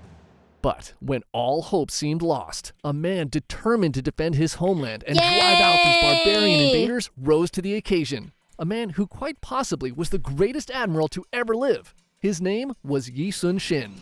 Yi Sun-shin! Admiral Yi, the best admiral ever. One of the best. I actually really love this guy. I feel so bad about all this shit he went through. I feel so bad thinking about all the stuff that he went through. He's pretty interesting because, unlike most heroes, he wasn't necessarily liked by the elites at the time. In fact, they kind of hated him, but for all the wrong reasons. Basically, early in his military career, he was so good at inspiring his men. They literally got jealous of how good he was and tried to like overthrow him. It's like so shitty. They're so jealous and insecure. They're like, let's just use him and then like put him in, take all his stuff away and put him in jail because actually we're insecure. And leading them to victory, that he made everyone around him look bad by comparison. Remember, corruption was a big problem during this time. So out of jealousy, a general falsely accuses Yi of deserting the army in battle, and the king believes it. He strips Yi of his rank, has him thrown in prison and tortured. This experience would probably make most men quit the military altogether, but the Korean court was basically full of mean girls. Damn. Yi was eventually released, and he managed to climb his way back through the ranks to commanding a small fleet of ships by the start of the Japanese invasion. Now, despite the fact the Koreans were absolute trash at fighting at the start of this war, they did have one huge advantage over the Japanese. They'd been dealing with Woko pirates along the coast for years, and because of this, they had developed ships called Panoksun, and later the turtle ship that were specifically designed to combat Japanese naval tactics. See, the Japanese weren't used to fighting at sea, so they basically stuck to what they were good at, close-range combat. Their strategy consisted of shooting at people with their rifles and boarding other ships, and engaging them with swords and spears. Their ships were more like transport vessels rather than battleships. The Panoksun, on the other hand, was a floating fortress armed with cannons and was built in a way that made boardings impossible. These ships were a huge reason why Admiral Yi was able to have so much of his success. Did they explain why the sails are like that? They're like, is that accurate? They're like slotted or something, like blinds. They look different. And are basically the only advantage the Koreans have. And they already sank over half of them themselves. Anyways, Admiral Yi was not a coward like the other two admirals, and instead of sinking his ships, he rushed his fleet of 34 ships head. It's an Eastern thing. If you can't make massive sails, make many small sails. Might have to do with shallow water areas, maybe? I'm curious now. Towards the Japanese and began attacking them along the coast. His capabilities as a naval commander are obvious right from the start. In just a few weeks, using tactics to bait the Japanese to sail into vulnerable positions, he single-handedly sinks over 200 Japanese ships with no losses of his own. In battle He after literally battle, just he is debated vastly them. outnumbered, yet sails away victorious. He literally just kited them into an ambush like every single time, and the Japanese were like, okay, why not? Easy pickings. And then every time they got ambushed.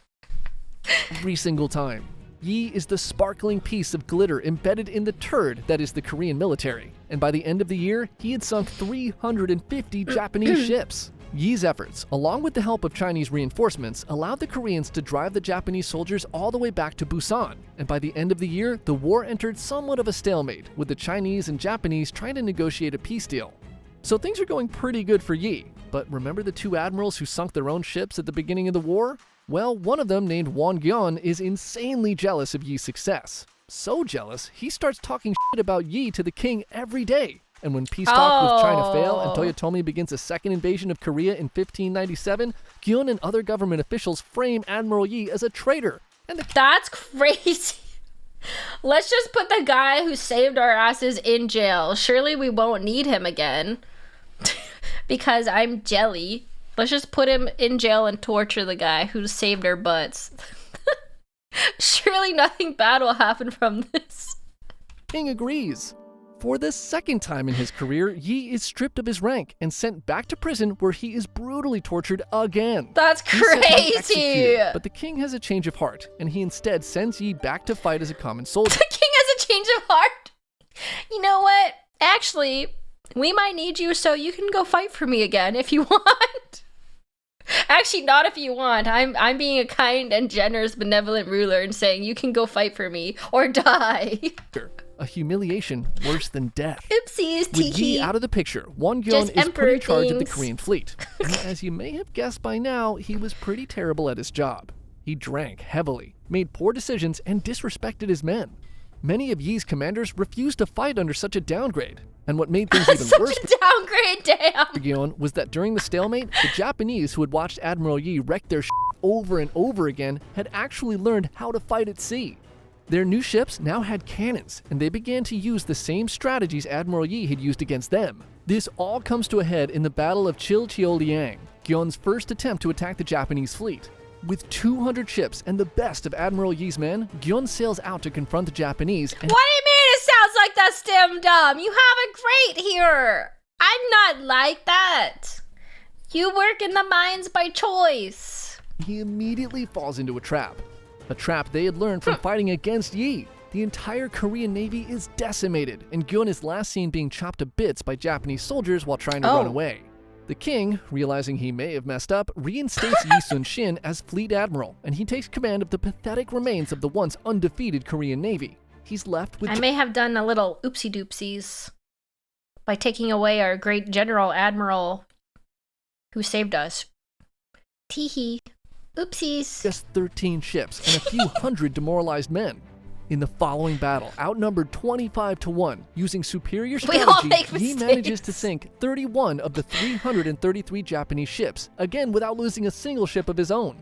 This victory gives Yi time to rebuild his navy, but not gonna lie, things still look pretty grim for the Koreans. But the next year, Hideyoshi Toyotomi becomes ill and dies, his last official order being to withdraw the Japanese army from Korea back to Japan.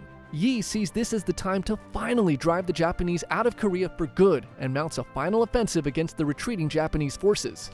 At the decisive Battle of Noryang, Yi takes his position at the top of his flagship with his son and nephew and begins beating a war drum to push his allied Korean and Chinese fleet forward. Admiral Yi's ship leads the charge, and he personally takes out 10 Japanese ships. The Japanese are in I full remember retreat, this and Yi beats his drum with part. intensity. Oh no, I know how the movie ends. Oh no, I know. So sad. I remember this. Victory is within his grasp. After 7 long years, Korea will finally be free of these invaders.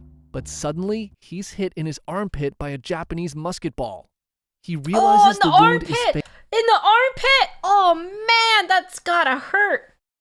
Zoinks. fatal, and he turns to his son and nephew and says, "The war is at its height. Wear my armor and beat my war drums. Do not announce my death." His son and nephew quickly carry his body below deck, So and his sad. nephew, dressed in Yi's armor, quickly returns to the admiral's position and resumes beating the drum. Yi's men continue to fight, and the Koreans drive the Japanese out of Korea for good. Undefeated in battle, Yi dies below deck, listening to the sound of his drum, knowing that his homeland was finally He was showing it for subs. It was his last mistake. free. Number 3, Ben L. Okay. Wow, this first wow. Okay, we spent 15 minutes talking about 2 guys. There's 5 minutes. No, 15, 16, 17. There's 3 minutes left for the last death. Ben Al Salomon. Salomon. So we generally cover stories from more ancient times on this channel, but this story from World War II undeniably World War belongs II. on this list. Okay. This is the last stand of a dentist turned field medic who took out 98 Japanese soldiers before falling to his own wounds. Ben L. Salomon was 98? drafted into the United States Army in From a 1940, dentist? just 3 years after he graduated from the USC Dental School. Salomon proved to be a Damn, imagine spending all that time in dental school and then being drafted. Like, fuck my life. F my chungus life. I spent all that time in dental school for this. model soldier and showed himself to be very skilled with both rifle and pistol.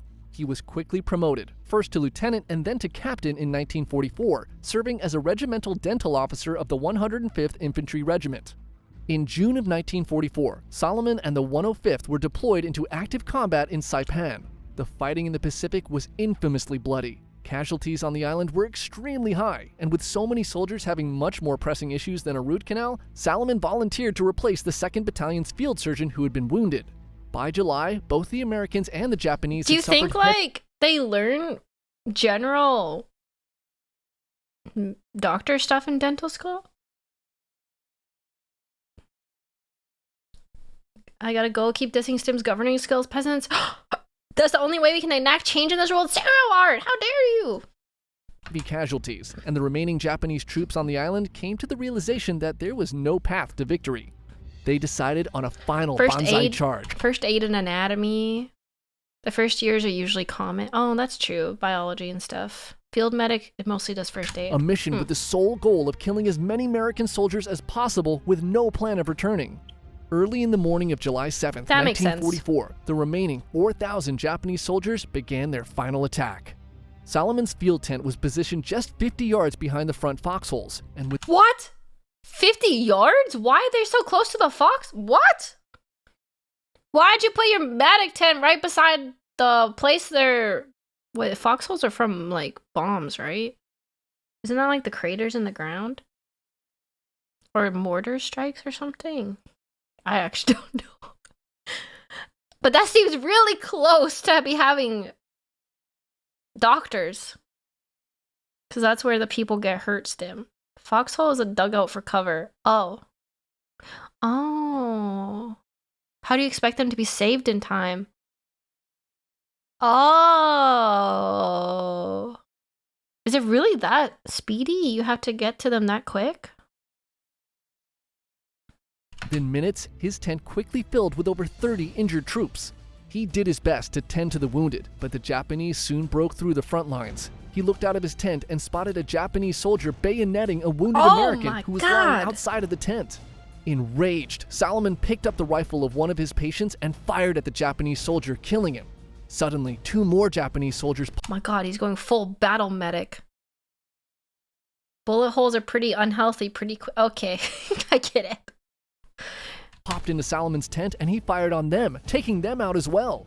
Like zombies, 4 more enemy soldiers then crawled into the tent from the sides, and Salomon took 2 out with his rifle and another with his bayonet. Oh my He god, hit the 4th dude! soldier in the stomach with the butt of his gun, and a wounded soldier he had been treating finished him off.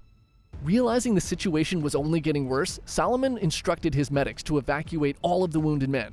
He would stay behind to give them cover so they could retreat. Salomon grabbed a rifle and joined the front lines. He's literally like, if no one else will do it, I'll do it. Damn, okay. When he saw 4 men manning a machine gun fall to enemy fire, he rushed to the gun and manned it himself, Whoa! firing bursts into the charging Japanese soldiers.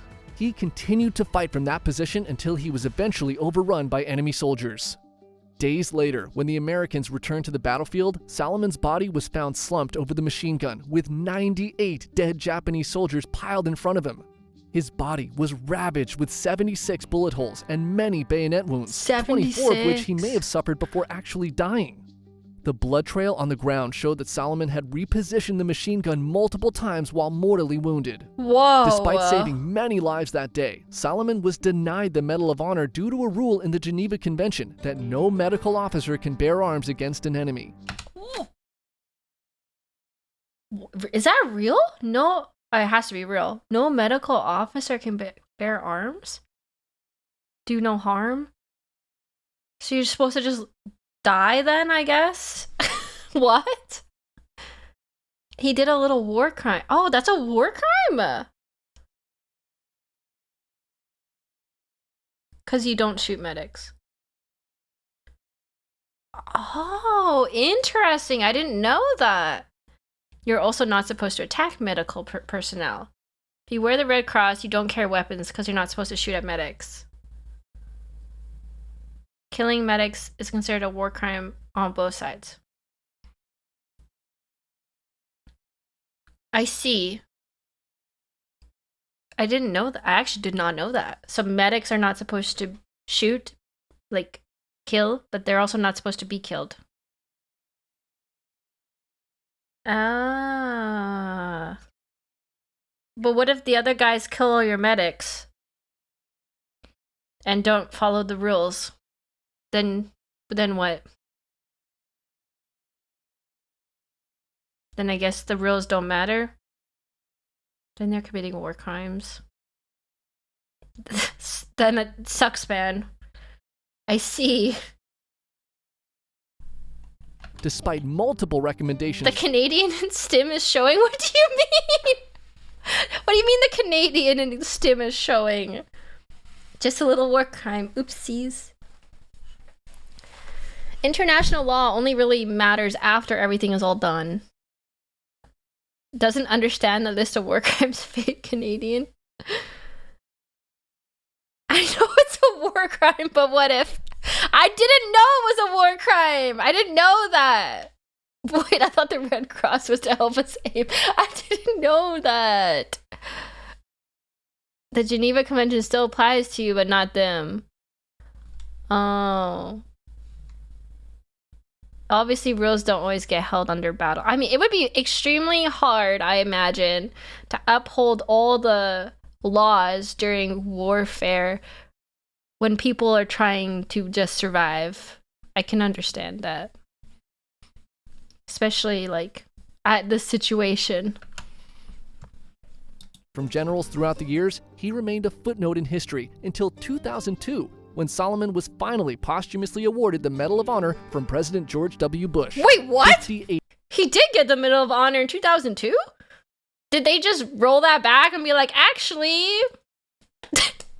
okay, he does get it then? Nowadays, standard rifle ammunition is a war crime anyway. What? The Geneva Convention is just a patch to nerf Canada. To nerf Canada. That happens a fair amount. The winning side usually gets away with war crimes. The Allies committed war crimes that were never answered for. I mean, that's, yeah, I guess that's history in a nutshell, isn't it? The winners write history. Isn't that what they literally say? The winners of war write history? 8 years later. Okay, we did our thing. We did the thing. We did the thing, so I can mark it off. Tasks. Here are more of the most epic Oh. deaths in history. Nope, no more.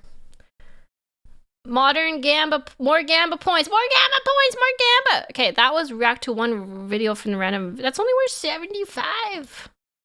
All right, I got 1,000 points. That's 10 polls. Now we can do Dream Daddy. We can. How much do I get? Only 100. I was a teenage exoconalist. Potionomics. Baldur's Gate 3? I should have read this earlier. They're counting Baldur's Gate 3. I should be playing Baldur's Gate 3 this week. What? What else do they count? Rune Factory, Demon Heart. Oops, I said yes. Dispatch counts. Finally a BG3 stream. I can die happy. Okay, I've already done Dispatch. Sucker for Love, Date to Die For, Seiko, Giantess Dating Sim, Honey Pop, YouTube only. It's banned on Twitch. Okay, Coral Island, Hatoful, Boyfriend, Dream Daddy, Boyfriend Dungeon. What's that? Helltaker, ReZero, Starting Life in Another World, The Prophecy of the Throne, Palia, Space Warlord, Organ Trading. What the fuck is this? Space Warlord Organ Trading Simulator. What? What is that? Is that on Steam? Hold on. I gotta look this up. That's crazy. That's a good game? What? Space Warlord Organ Trading Simulator. Buy, sell, and trade organs in a strange and evolving universe. Dive into quivering innards of alien capitalism in the sci-fi body horror market tycoon game you didn't know you needed. It got popular because of a Seth video. Oh.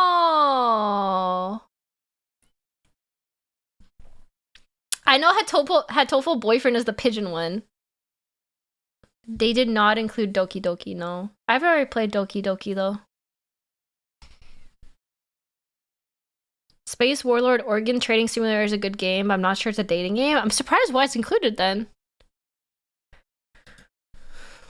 Well, maybe I should be playing Baldur's Gate next week, okay?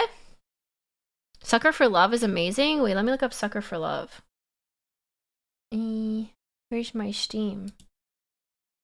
What's this list, by the way? These are the approved dating sim games you can play on stream for points. Oh, Sucker for Love is the Eldritch one.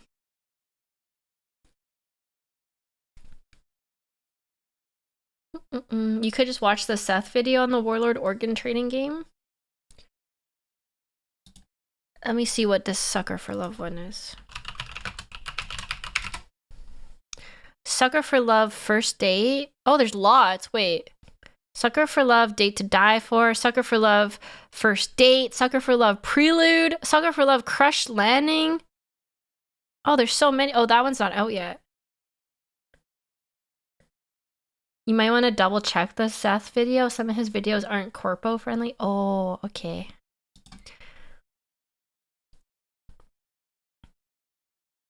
Oh my god, cute! They're monster girls! Eldritch horror girls! Cute! Sucker for Love First Date. Cute! Okay, well, dang, now I wish I would have read that. I could have been playing Baldur's Gate today instead. Dang it! Palia is a dating sim? I don't even know what Palia is. Palia. Oh, it's a free game. Why don't you just play it instead? Dream Daddy is essentially BG3. You're Corpo? I didn't expect that. You gave off indie. I am Corpo. I just don't really traditionally do Corpo stuff. Nobody knows that I'm Corpo because I don't have a gen and I don't do Corpo stuff. Dang it! I'm Corpo! Trust me! Trust me, bro. I promise. Stim is Corpo in name and writing only. I do things. Please, Glitch Stars, give Stim a gen. Please. Please. Alright, let's go to the game.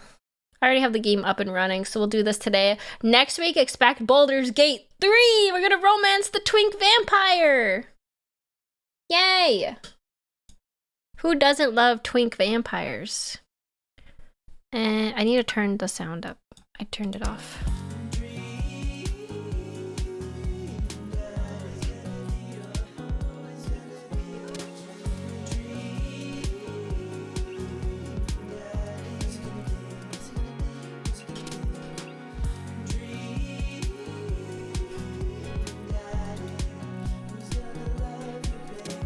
Who's gonna love you, baby? Romancing Asteria and feeling adventures today, aren't we? Oh no, it's this game. What do you mean, oh no? Isn't this like a cute game or something? I'm gonna find my daddy chat. My sister was obsessed with this game? Really? Wow. You have to do a bar for BG3. I will. I promise. I will. 0700 cheered Dex 100. You have to do a bard for BG3. It's the only fitting choice for the topic. I will. I will do a bard. We will have fun. Dream daddy. Alright. Joladog cheered Dex 100. Hold on to your freaking hats, stim peasants. Stimper forum chlul. Okay.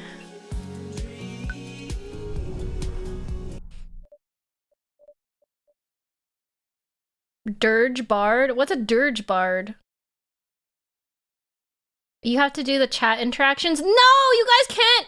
You can't. I want to riz. It's a dating sim. I want to riz people. You can't embarrass me in front of my crush. Dirge equals dark urge.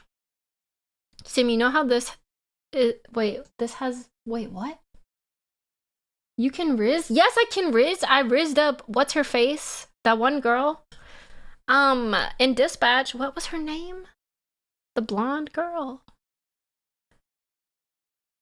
Chat, she has not made it to Act 2. She shouldn't do Dark Urge. I have not finished Baldur's Gate. I've never passed Act 1. I've never got past Act 1. Oh, Blonde Blazer, yeah. You're embarrassing me in front of the wizards. Alright, okay, I'm locked in. I'm locked in. We're dating some daddies today, chat. We're dating some daddies. Honk Shoo Mimi. Dad. Honk Shoo Mimi. Dad, wake up! Oh, wake up, pretend to be dead, 5 more minutes. Oh, wait, I'm the dad? Wait, am I a dad romancing other dads? Oh, okay. Pretend to be dead. Wow.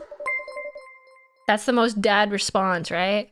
Major some 789 cheered Dex 100. I see we are going to be fumble maxing again. What do you mean, Sam?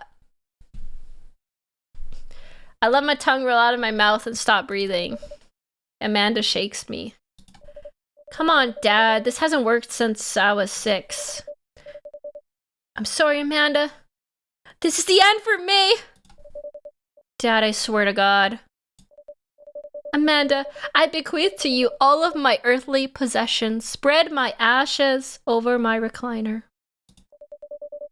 Okay, well, your corpse better get up into the moving van because it's leaving soon. Uncle Stim is real. Uncle Stim is real and can't hurt you. My beautiful daughter that I will protect with my life. I finally open my eyes and sit up. I'm lying in the middle of the living room, spooning a moving box. I yawn and stretch. The category is still just chatting. Oh, Prince, can you change it, please? Ooh, woo. True, Uncle Stim can't even do a push-up. Morning, Manda Panda. Ugh. Yikes, dad breath. Go brush your teeth. Dad tip 3, start building credit as early as possible. Build that dad. Wait, I gotta build my dad! I gotta build my dad! Wait. I get to build my daddy. This is exciting. Let's see, what do we got here? Wait, this one has a crop top. Oh, why are like so many dads buff? What the?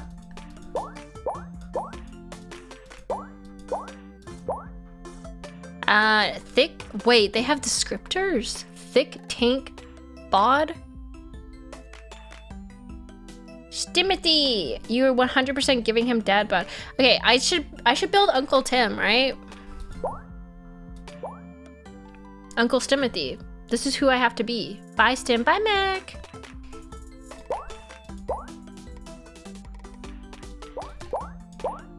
Harry. Shadow. Uncle Timothy is a twink. Did you think otherwise, Rock?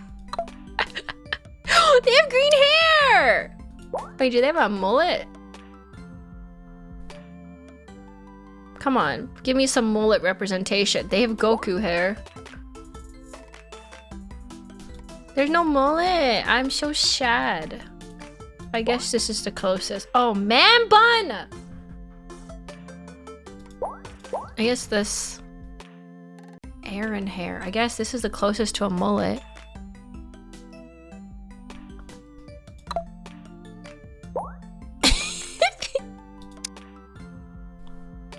Where's like the nice eyes? Oh, pretty relatable. This is Matt Mercer hair. Oh my god, you're so funny. Is this the dream man? This is me gender bend into Uncle Timothy. Yeah, we got the Matt Mercer cut. What of it?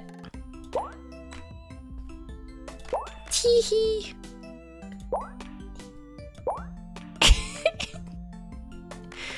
I like the tired eyes. Wait, can I change my eyebrows to be green? Thank you. Sim's building the ideal DM.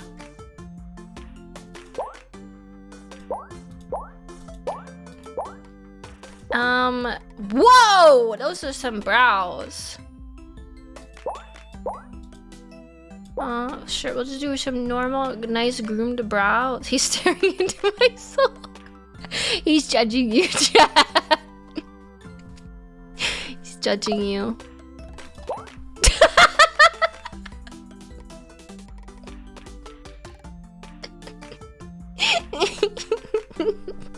He looks like he shops at Hot Topic.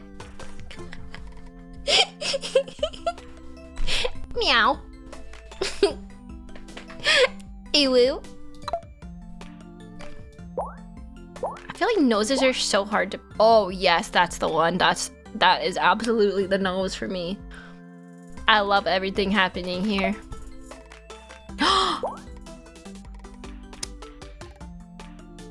I can have a beard!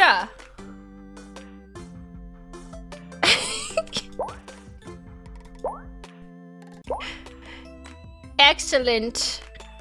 You're building the most annoying looking dude I've ever seen. What do you mean? Are you saying I'm annoying looking? That's so rude, Taka.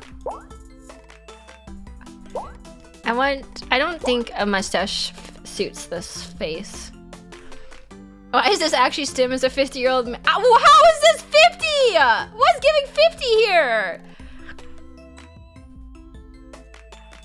Oh, sunglasses?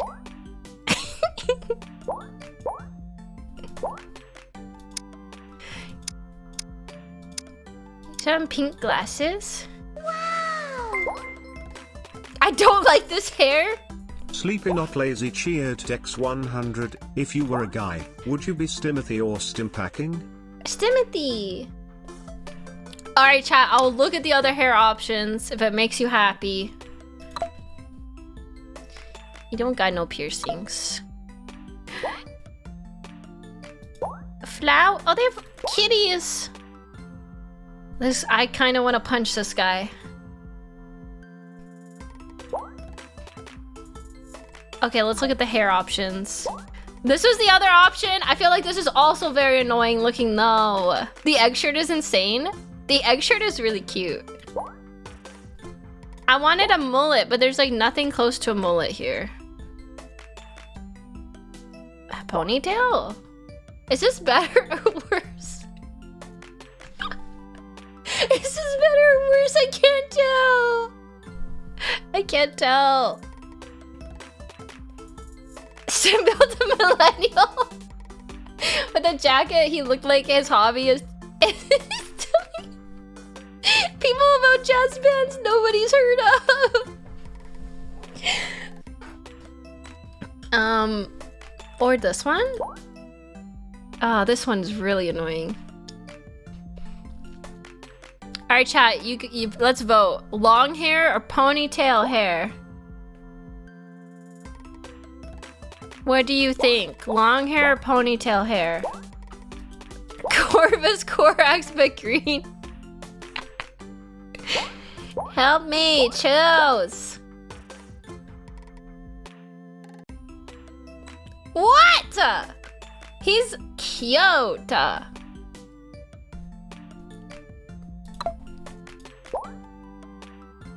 I think this is the most me.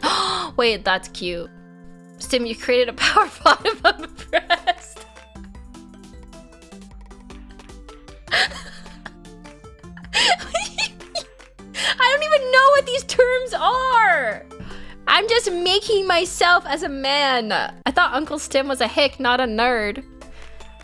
That's true. I don't have glasses. No glasses. There, I'm a hick now. The glasses made me a nerd. What are people thinking? Ooh, long hair. It looks like long hair.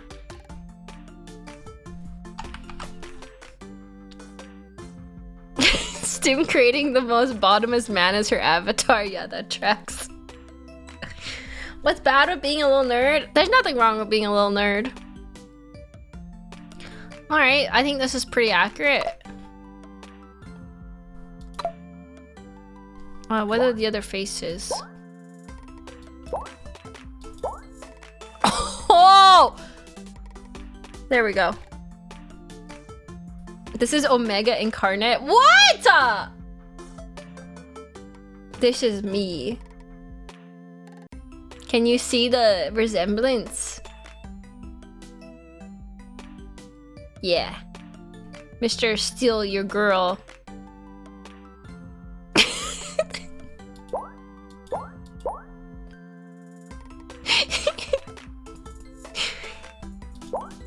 I don't know. God damn, I'm getting mobbed. Here we go. Mr. Steal Your Dad. Oh yeah, Mr. Steal Your Dad. I feel a bit uncomfortable.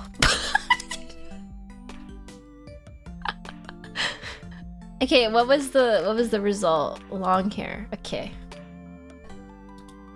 Alright, we're looking good, Daddy. A smug smile may be either off or totally in character. This is me. This is Uncle Stimity. The only one who would lose their girl to this guy's mochi. Name that dad. Stimity. Pack. You be that dad. You be that dad. Be that dad. Dad tip 31. You're young. You have your house. Now is the time to take risks. Did you fall asleep packing?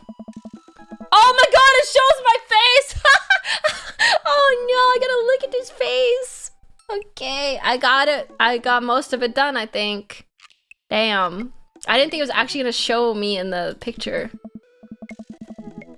Searching around the room, it looks like I did a pretty good job. Every box is sealed, except for one. Mirror image! Wait, straggler. What's in it? Looking into the box, I see a bunch of old photos and little photo albums. Baby pictures! Hey. Whoa, I haven't seen these in years! Oh, cute! Pull out one of the dusty albums from the top of the pile and we begin looking through it. That's the coolest baby I've ever seen. The only way your father and I, the only way your mother and I can choose. I'm gonna say the only way your mother and I, your father and the illusion of choice. The only way your father and I could get you to stop crying was to put sunglasses on you. Whenever we tried to take them off, you'd start crying again. You spent the first 2 years of your life with sunglasses on. Nice. Halloween when you were maybe 4? Oh my gosh, she's a little dragon! Wait, she's actually me. What the? This is my daughter, chat. She's literally cosplaying as me. She has a little crown. Wait, that is actually Stim. That's crazy. Oh my god, that dragon costume. You couldn't decide between being a princess or a dragon. So you went with both a princess dragon. Wait, that's kind of creepy. I'm not gonna lie. That's kind of creepy, the game. Why do I remember crying in that dragon costume? She's your dog. She's my actual daughter.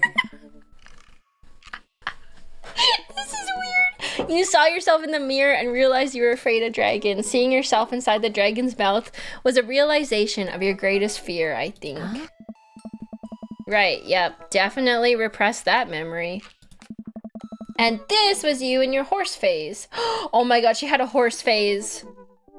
Literally, this is literally my daughter now. I'm adopting her right now. Aww. Dad. I believe you named that plush horse Sir Horsington the Brave. Oh no. I don't think that was his. Amanda lunges for the photo, but I quickly snatched it away and hold it above her head with my superior dad arms.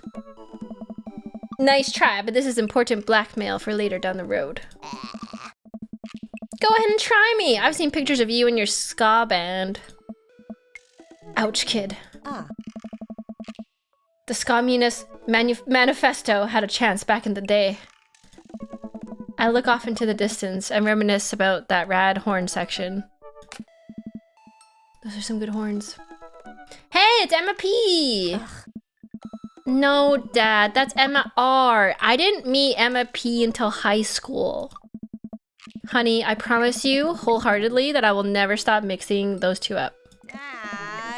Dad, Emma R has been my best friend since I was 7. Give it a little bit of effort. Oh right, Emma P was the one who tried to steal people's pets, fired a flaming tennis ball at the police station, pooped her pants during a sleepover. Oh no, we can't do her dirty like that. We can't do her dirty like that. She hucked a tennis ball at the police station. Lighter fluid, tennis ball, tennis racket, right? Dad, that was you. yeah, that sounds like that tracks. I do like a little arson. Oh, right, I was a wild child. I was 6 when you did it. Okay, Amanda, I wasn't aiming for the police station. It just happened there was a police station in the vicinity of where I wanted to hit the flaming tennis ball. Ugh. Yeah, I remember you explaining that to the police. They didn't believe me either. Huh. Anyways, I gotta show this to Emma R later. She'll get a kick out of it. The first photography award you ever won. Didn't know you were based like that, Stim.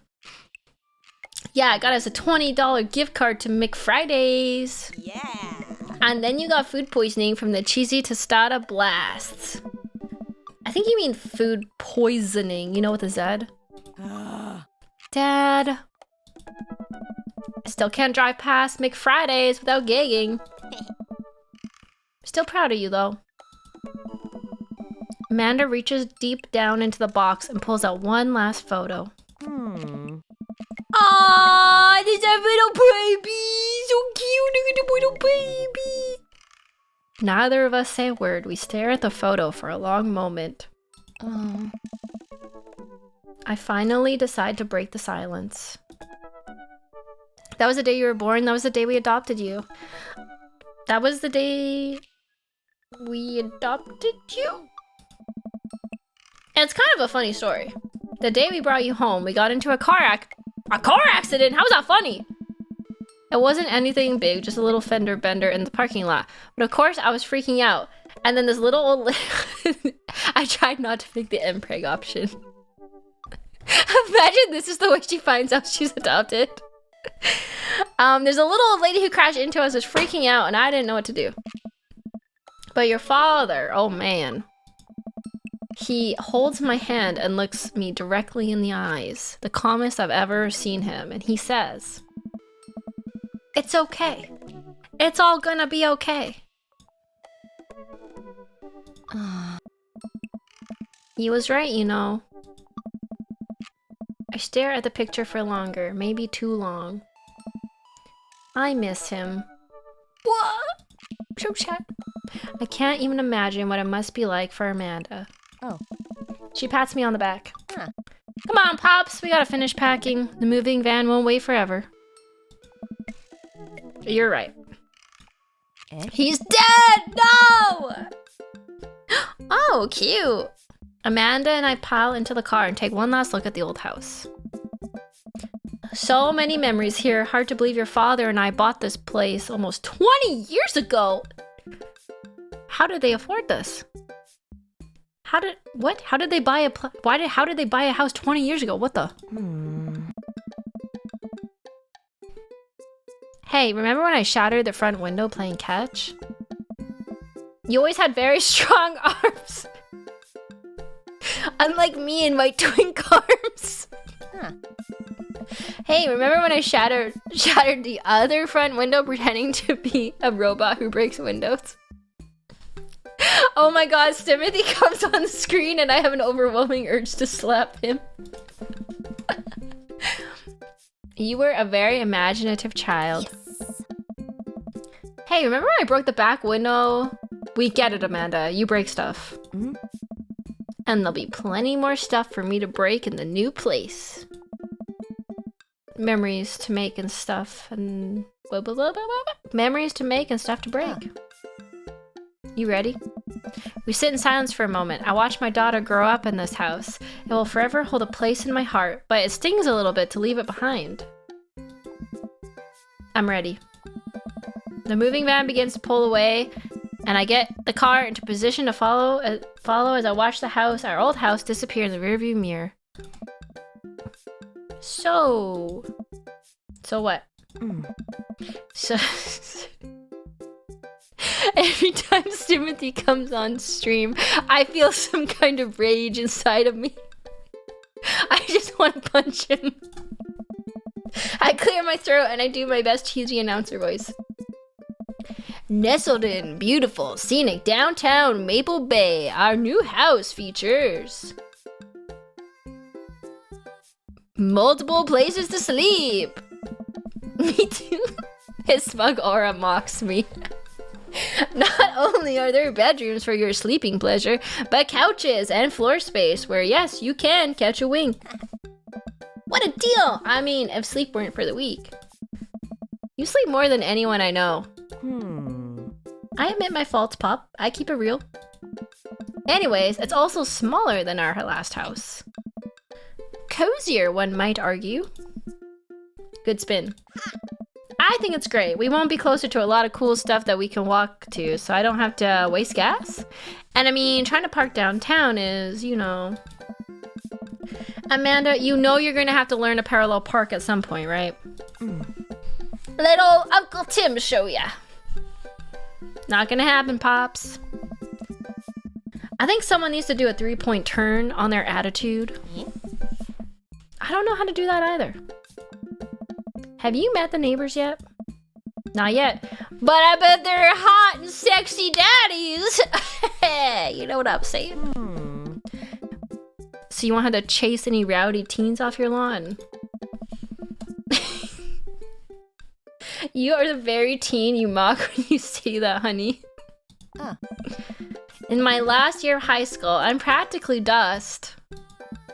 Yeah, you're a real... Oh. Don't you dare. Oh, my tummy growled. Senior. Dad, I know where this is going. Citizen. I'm just gonna ignore that. But I won't forget it. +2? So what's item number 1 on the house agenda? Well, first we need to forge a path through the solid wall of boxes that's blocking the living room. I still have to install the washer and dryer. We need to go grocery shopping. Pops, cool your jets. You had to promise me that we're gonna take a break and explore the neighborhood. Okay, you're right. We'll get some work done and then check the area out. Show me the daddies! Oh, our house is cute, chat. Look, we got like little chairs outside, a little mailbox. We pull up to the new house and step outside. The lawn is freshly mown and the for sale sign is still in the yard. Hiya! That's a very American looking house. Is it? And with a swift kick from Amanda, the for sale sign is no more. Nice form, Sweet Pea. I got a problem with authority! I'm so proud. Eh? Man, all that karate chopping tuckered me out. I could really go for a sandwich. Ah. An ice cream sandwich. Sweetie, it's 10 a.m. We need to unpack first. I need some coffee ASAP. I need some coffee right now or I'm gonna lose it. I gotta get my hands on a nice hot cup of the old bean juice or I'm gonna be useless all day. I think we passed a coffee shop on the way here. Maybe we could check that out. Let's do it! Yay, coffee shop! We walk down the street to the Coffee Spoon, a cute little place on the corner. Man, this is such a convenient walking distance from our place. I mean, I guess. What's wrong? Why would I go somewhere else and drink coffee on a couch when I could just drink better coffee at home on my own couch and not have to make awkward eye contact with other people? Chat, I'm sorry, but this is just all of you. This is just all of chat. At least when I'm home, some random guy is not gonna come up and sit next to the recliner next to me. And I won't feel like a little weird about it because technically he's not sitting at my table, but he's very much within my personal zone. Huh? Dad. And what's the etiquette when you have a dirty mug? Is there a bin? Do you go set it on the counter because you don't know where else to put it? Or do you just leave it there and feel your face flush with hot shame as you consider the possibility that there is in fact a bin somewhere just out of sight and now you're the jerk who left their mug there? Ugh.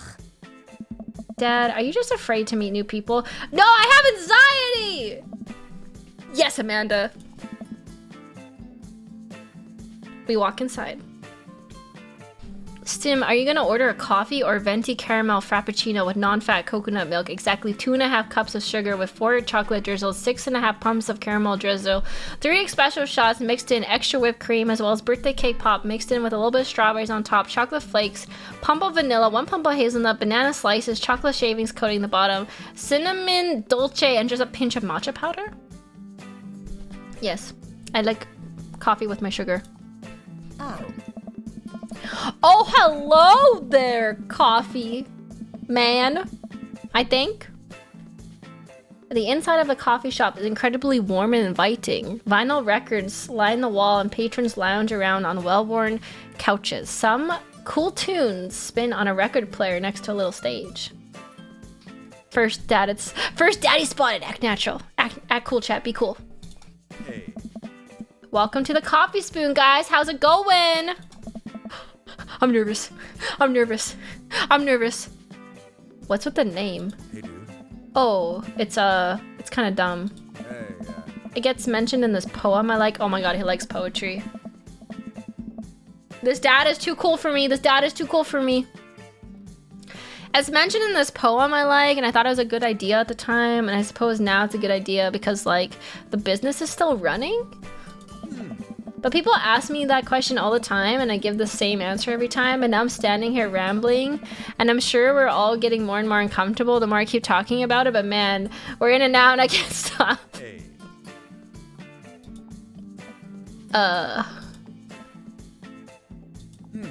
So, what'll it be? Oh. Oh no, he's a Redditor! What gives you Reddit vibes from this man? I'll have a Godspeed You Black Coffee, Ice Tegan and Sarah, Chai Ant Word. Iced Tegan and Sarah, because I'm assuming that's like an iced latte. Oh, he liked it! He liked it! Oh my god, yay! Yay! I did it! choice. I don't get it. Oh, it's a pun. Tegan and Sarah, this really awesome Canadian mentioned. Canadian indie band formed in 1995. They were nominated for a Grammy in 2013 and are known for being masters of not only pop hits but meaningful lyricism. Hey. I'm doing the thing again. Hey. But coming right up, he's a hipster, I knew it. I mean, he has a record store mixed with a coffee shop, I think. That's pretty, hipstery. And for you? I'll have a macchiato DeMarco, please. Coming right up. Do you want it in a small, medium, or biggie smalls? Medium. Wait, is biggie smalls big or small? I should change that, shouldn't I? Matt sets to making our drinks and Amanda and I take a seat on one of the couches. What's his deal? He's kinda cute. Yeah. Let that man make his puns. They're cooler bands than you listen to anyways, Dad. Hey! Hey! Ska was cool once. Thank you for the prime, Alpha Wolf. What? Alpha Wolf. Ow! Thank you for your prime. That's hilarious. This couch is actually pretty comfy. Maybe not comfier than our couch, but it's alright. Good lumbar support. You sink right into it. Okay, it's comfier than our couch. I didn't know we were howling around here now. Oh my god! Woo! High spots! Yeah. Whoa! Awooga! Awooga, wooga, wooga. Amanda nudges me. This place is right next to our house, and that guy seems not only cool, but also just as uncomfortable with talking to other people as you are. You should totally become friends with him. I don't know. Come on, what do we say about meeting new people? I can't meet new people if I always stay inside and also don't go outside and also don't talk to people. Huh. See, we're making progress.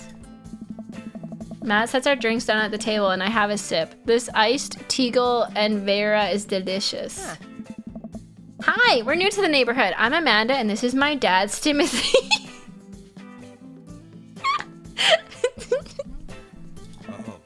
Oh, right on. Pleased to meet you both. You ought to come by when my daughter's hanging around the shop. You two might get along. Wait, is this how you meet people? Wait, I can meet new people like this? This is all you gotta do. You gotta go into a hipster coffee shop, talk to the cute guy there, make some awkward jokes, and boom! It's that easy. Yeah, I'm sure we'll maybe come in from time to time. Amanda kicks my leg from under the table. I'm sure we'll be in here a lot. Hey. You know what? Let me get your guys' opinion on something. Matt goes into the back and comes out with a fresh plate of something that smells amazing. Hey. I'm working on a new banana bread recipe and I need help coming up with a name for it. Well, I think we're gonna have to taste test it first so we can get the full flavor profile, you know, and really appreciate the flavor sensations of. Amanda nods vigorously. She knows this game. Yeah, we need to give that nana bread a taste if you want us doing free creative labor. I think that would commensurate with the... I've taught her well. I've trained her for this day. Getting free samples. Let's go. Wait, talking to people in public? No, I'm good. This is actually my nightmare. I would never do this. I mean, I was just gonna give you free banana bread anyways. Right. Yes, that. So did you pick the most punchable face for Timothy on purpose? Why is everyone saying they want to punch me? I was just being true to character, okay? I was making a power bottom twink. Matt serves us each a piece. Amanda and I happily chow down. This is amazing. Hey. Thanks. The secret ingredient is bananas. Haha, Matt. You're so funny. So, any ideas? I'm stumped. Okay, I also want to punch Timothy. I also want to punch him. Well, I think I might only be able to give you dad band puns, but I'll give it a shot. Banana bread Kennedy's. Grateful banana bread. Right? Said banana bread. I don't know any of these references. What bands are these supposed to be? Banana bread Kennedy's. Grateful banana bread. Right? Said banana bread. God, he's got such a smug face. I'm gonna do this one because the brackets is funny. No, he didn't like me! Oh no, he didn't like that. He didn't like that. Dead Kennedy's, Grateful Dead, right said Fred. Oh, dang, he didn't like my answer. No, it's over. It's over. It's over. Matt hates us. Like the jam rock band fronted by Jerry Garcia. What? That actually has a nice ring to it. Really? Hey, dude. Yeah, Grateful Banana Bread. Strong decisions. That's art, baby. Why has Tim got ears now? Because I'm min-maxing the Valentine's Day gotcha. Luton, do you think my face is punchable, or do I look like a nice guy? Hey. I wanted to say baby because I thought it would sound cool, but I said it, I realized that it just doesn't sound good coming out of my mouth. And maybe I should just leave saying baby to professionals. Oh. It's a bit punchable, to be honest! Damn, even Luton wants to punch Timothy in the face. Thanks, baby. Hey. I would punch that face, but respectfully. See, it sounds good when you say it. You know what? Honestly, I think Matt is a bit too pretentious for me. You know what? I don't even care that Matt doesn't like me. I don't like Matt. So there. Wait, who's this man? Across the way, a man catches my eye. He sits by himself, brooding over a cup of coffee. Our eyes meet just for a moment. I don't even care, Renzo. I don't even care. No, this guy's brooding over coffee. This is the new target. Target acquired. Stim peasants. Target acquired. Wow! What? AK.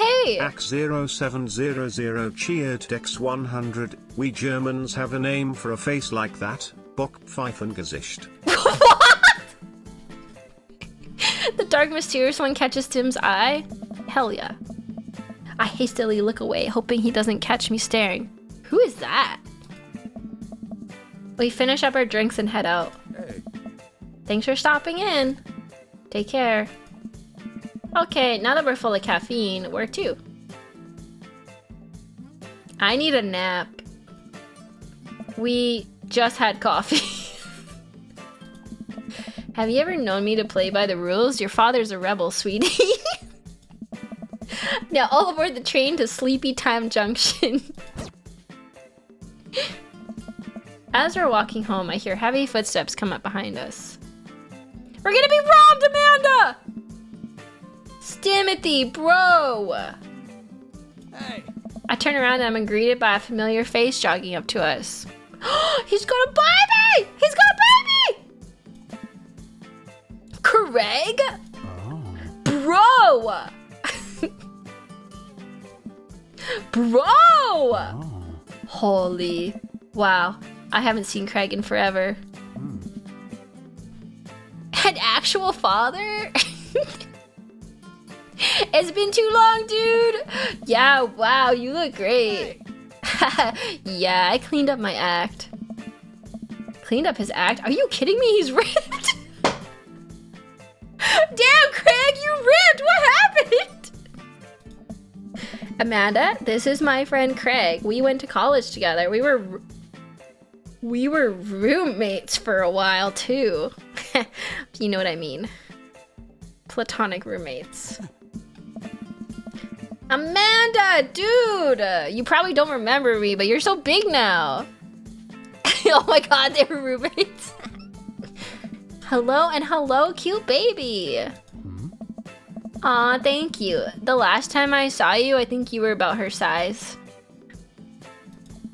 Reformed rakes make the best husbands, Bridgerton. What is rake? Is that like handsome?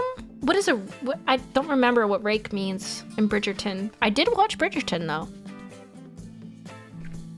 This is River. Say hi, River. Like a bad boy. Oh, yeah. Yeah. We like bad boys around here. We like reformed bad boys.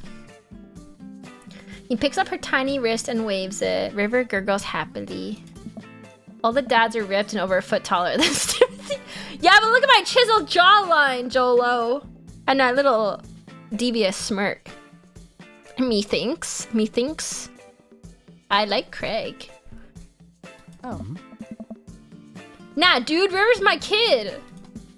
Man, it has been a long time. Feels like 1 minute we're rolling up to exams with bad hangovers, and the next we're both fathers. Where you been, man? Oh. I was working out in California and just relocated the business back to Maple Bay. No kidding! Amanda and I just moved to this side of town. How's Smashly doing? Excuse me? Smashly? Who the fuck is Smashly? Oh, man. I mean Ashley. Ashley. Ashley's her name. She actually still goes by Smashly. And we got divorced last year. Oh, dude, I'm so sorry. It's why do they call her Smashly though? I have so many questions. That's rough, buddy. It's such a guy answer. Man, that's rough, buddy. That's rough. It's old news. We take turns taking care of River and the twins. And twins! Twins? You have 3 kids? Ain't life something, bro? Right? Kegstan Craig is a father of 3? Kegstan Craig? Oh, haha, that was my old college nickname. He got it because he did a lot of keg stands. It's that thing where you do a handstand on a keg and then drink from the keg. Huh. Right. He was very good at it. Bro, I hate to be that guy, but I'm in on my daily jog, and I really gotta keep up my heart rate. I brought River along, you know, for resistance training. What? You jog daily? I jog yearly. On January 1st, I promised myself I'm gonna jog daily for the rest of the year, but I give up 30 minutes in and I just walk home. Oh. Well, it's never too late to get back into it, dude. You should join me sometime. Let's go jogging with Craig. Haha, I don't know. Dude, come on, it'd be fun. We could grab breakfast afterwards, catch up. We could do like a bro brunch, like the good old days. Timothy gym bro arc. I'll go to the gym for Craig. I'll learn to do push-ups right now for Craig. All right, sure, sounds great. Great, let's get that going soon. I better get moving. Good to see you guys. Craig gives a little wave, puts his earbuds back in, and jogs off. Damn, I can't believe Craig is ripped and has kids. Damn, what? Craig's divorced from Smashly. He's ripped now and he's got 3 kids. What the? Why is that? The Craig I knew is not fit to be responsible for any living thing, including and especially himself. One time, I watched him drink an entire jar of marinara sauce for dinner. Amanda, he opened a new jar of marinara sauce and then he drank it like it was a thing that normal people do.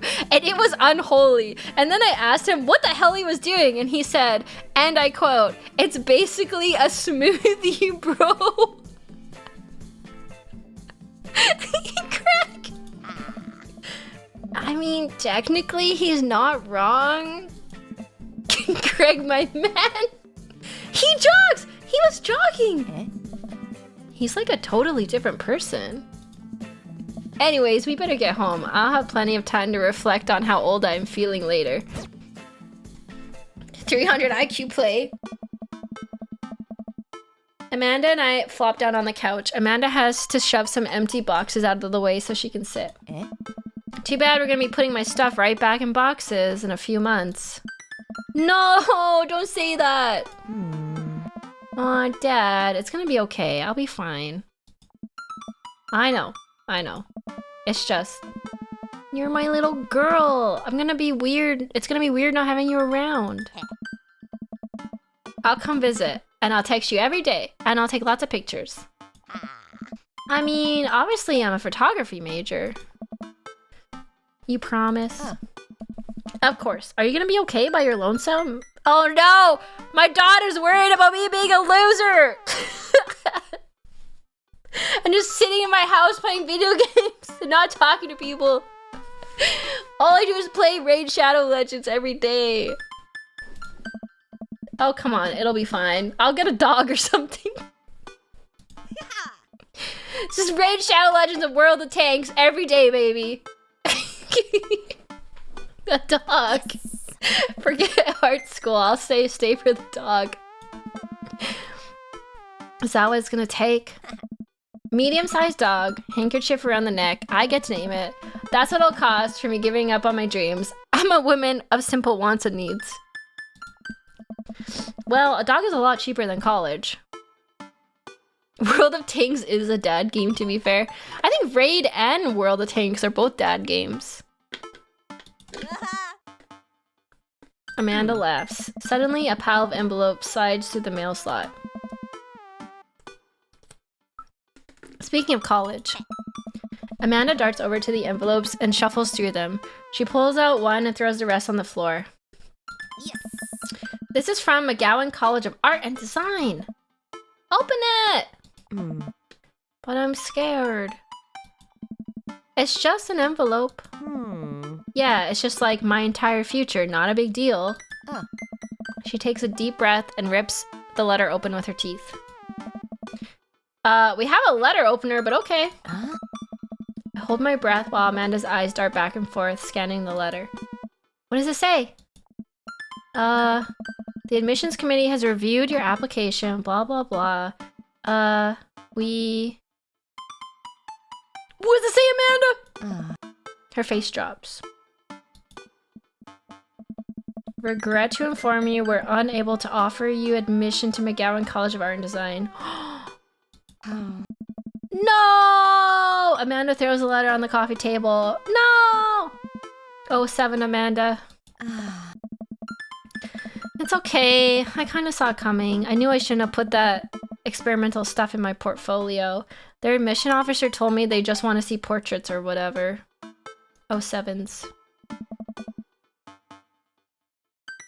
I pull in Amanda for a big hug. You're an amazing photographer. I know how much work you put into your portfolio. Some school is gonna want to snatch you up for sure. Yeah, I know. It's fine.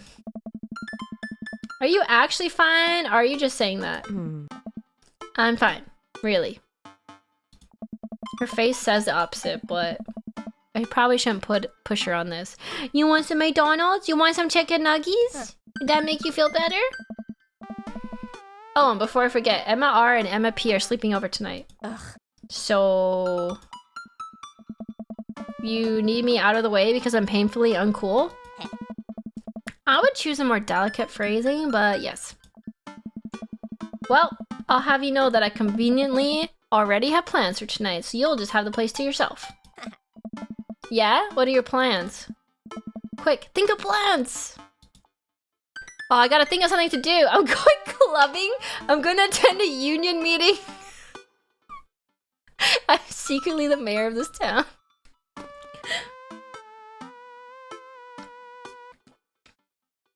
I'm going to hit the club.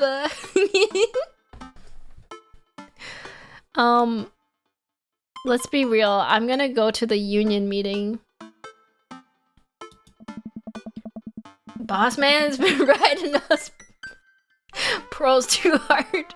It's time to rise up for our rights. Dad, you're not even gonna invite me to the riot? I'm sorry, sweetie. It's an honest day's work for an honest day's riot. I'm kidding. I'm actually going to. Oh. I can't actually go to the union meeting.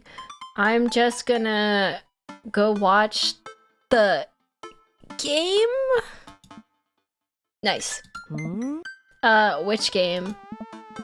You know, the game. The one that's on tonight. Dad. The game on TV at somewhere other than here. Okay, cool. While you do that, I'm gonna go do drugs and commit some light arson with Emma. I'm concerned you're hanging out with the wrong crowd. Amanda shrugs. This is someone trying to dad talk. I would expected you guys to be up on white-collar crimes by this point. Maybe some money laundering at the least. Nah. I'm a street rat, Pops. You're kidding about doing drugs and crime, right? Oh. Yes, Dad. Just making sure. Yeah. I give her a pat on the head. That is such a Stim line. Hi, Wallace. Yeah. Stim tried light arson yesterday with a candle. I did. We're playing the father dating sim based. Hi, Monster of Mangoes. Have fun with your sports. Are you being sarcastic? Ugh. No, making fun of sports is played out. Alright then. I do some light cleaning around the house and decide to clear out right before Amanda's friends arrive. Yeah! Sports game! Sports with balls and things. Before I leave, Amanda stops me. Hey, don't forget that you have that meeting with my English teacher tomorrow. Oh, right, Mr. Vega. Can we romance the English teacher? I thought you would date the dads, not be the dad. We get to be the very punchable dad and also date the dads. This is just the dad simulator game. Yup, totally remembered. I'll be there. I hope they have a fun night. I'm really glad Amanda has such sweet friends, even if I can't remember their names. Timothy is somehow both daddy and kitten. Just as I'm heading towards my room, the doorbell rings. Who's bothering me? Who could possibly need anything from me right now? Do they know what time it is? This is literally me. This is literally me when my neighbors play music at 8 p.m. Your character gives me bottom energy, but I kind of... Oh, thanks! Thanks. I was just about to head out. I walk over to the door and open it. Hello! Oh, hello! A handsome, clean-cut man stands at my door, brandishing a plate of cookies. Oh, he's like definitely part of the HOA or something, isn't he? Hello? Hi, I know it's kind of late, but I baked way too many cookies and I just can't have these in the house or I'll eat them. Robute Gilliman! Why do we got a twink Homelander in the house? HOA vibes for sure. This one is Gilliman guaranteed. Oh, where are my manners? I'm Joseph, your next door neighbor. Oh, yes. Hi, I'm Timothy. That's what my name is. I saw the moving van and thought I'd do the neighborly thing and bring you some. My daughter Christy wanted me to know she baked them herself. Joseph leans in and whispers. Oh, that was so up. But between you and me, she just sprinkled in the chocolate chips. Good one. We both share a laugh. Kids, right? Amanda pokes her head out of her room and immediately hones in on the cookies. Wow, cookies, huh?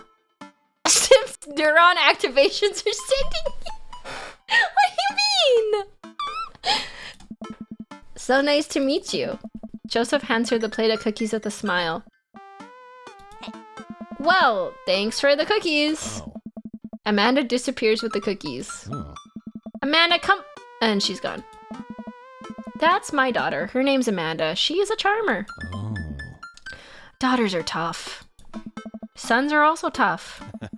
Children in general are just tough.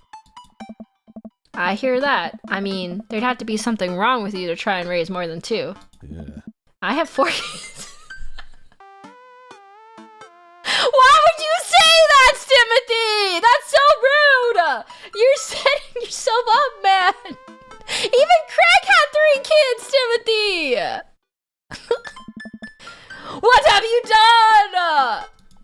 Oh no, I mean... Don't worry, you didn't mean to be rude. Damn. Timothy, come on, man! Get it together. Oh no, this is the first neighbor I've met. My social life is already in a tailspin. I wonder, is it too late to move again? Yeah, okay. Oh. Is the missus around? Mr. actually, and, he's dead. No, not anymore. Oh, he actually died! Oh no! Oh, I didn't realize he actually died. I was making a really bad joke. I thought we like divorced or something. This is the most awkward conversation I've ever had in a game. Yeah. Riz game going crazy, not pre-played by the way. And this is kind of a little obvious. I'm sorry for your loss. No, it's alright. Wow, this is uncomfortable. We stand there quietly for a moment, acutely aware of how awkward we both made things. Oh. I'm sorry, can you close the door real quick? Okay. I look at Joseph quizzically, but comply. After a second, I hear a knock on the door. Opening it, I see Joseph standing there with a huge smile. Oh. Hey, I'm your new neighbor, Joseph. Oh my god, this is so cheesy, I can't. This is so... This is so cheesy. Hi, I'm your new neighbor, Joseph. I promise not to talk about your dead spouse this time. I'm throwing a barbecue for the cul-de-sac, and I'd love for you to come by and meet the rest of the neighbors in our community. What do you say, pal? This is written like a fan fiction, and I can see the common themes with my dragon eyes. This is actually Gilliman. That sounds great. My daughter Amanda and I would love to stop by. Also, 4 kids is a perfectly normal amount of children to have. We shake hands to seal the deal. Yeah. Well, neighbor, I'll let you get to bed. See you at 3 p.m. on Saturday. My dear fanfiction author, I see. Sure thing, neighbor. Joseph starts walking away, but stops to think for a second and turns around. Oh. Hey, in all seriousness, raising a kid on your own can't be easy. If you ever need to, talk about stuff, I'm the youth minister at a church down the street. Of course he is. Of course he is. Oh, I don't know. I wouldn't really consider myself a youth. Wink. You look pretty young to me. Wink. And with that, Joseph's gone. He seemed nice. I can see common themes with my dragon eyes. I know the old text. I was there when they were written. Such a blueberry Boy Scout. Amanda walks back into the living room, crumbs on her face and cookie in hand. That was the smoothest recovery I've ever seen. I should take notes. See, you're already fitting in great. He said you haven't gone through twink death. You're... Dinners!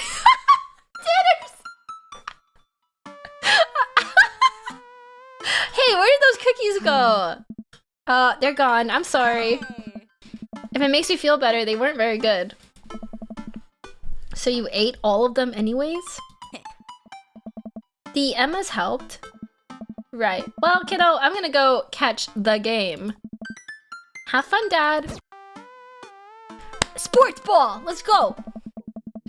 Maybe we'll see Craig at the bar. The sports bar. Wow, I guess I really didn't think this plan through. I'm not entirely sure where the closest bar is, and Amanda still hasn't shown me how to use the GPS on my phone. Okay. Uncle Timothy knows how to use the GPS on the phone. We're not that old. Jesus. Brother, it's Google Maps. Let's go this way. Was this game written by like 15-year-olds or something? Cool. Okay, we're marching. We're marching in the direction of the game. Any game, really. In the distance, could it be? A big burned out neon sign hangs over a tiny dive bar. Jim and Kim's, huh? Alright, it'll do. Hi, Zara! The bar is small and dimly lit. The crack of pool balls sound in the back as patrons laugh and joke. A string of multicolored Christmas lights hover above the bartender. I can't tell if he's Jim or Kim. I pull up a seat at the bar. How's the dad raising going? Not well. I insulted my neighbor. I insulted Matt by accident. And Craig is hot. Wallaby. 1 beer, please. Sure thing, boss. The bartender slides me an ice cold beer. I take a sip, enjoy the refreshing taste. Say, are you Jim or Kim? The talk with Craig went fine. You're doing great, Stim. Thank you. I'm Neil. Oh. Why do we do this to ourselves, Timothy? I awkwardly turn my attention to the game, which is playing out of one of the TVs on the wall.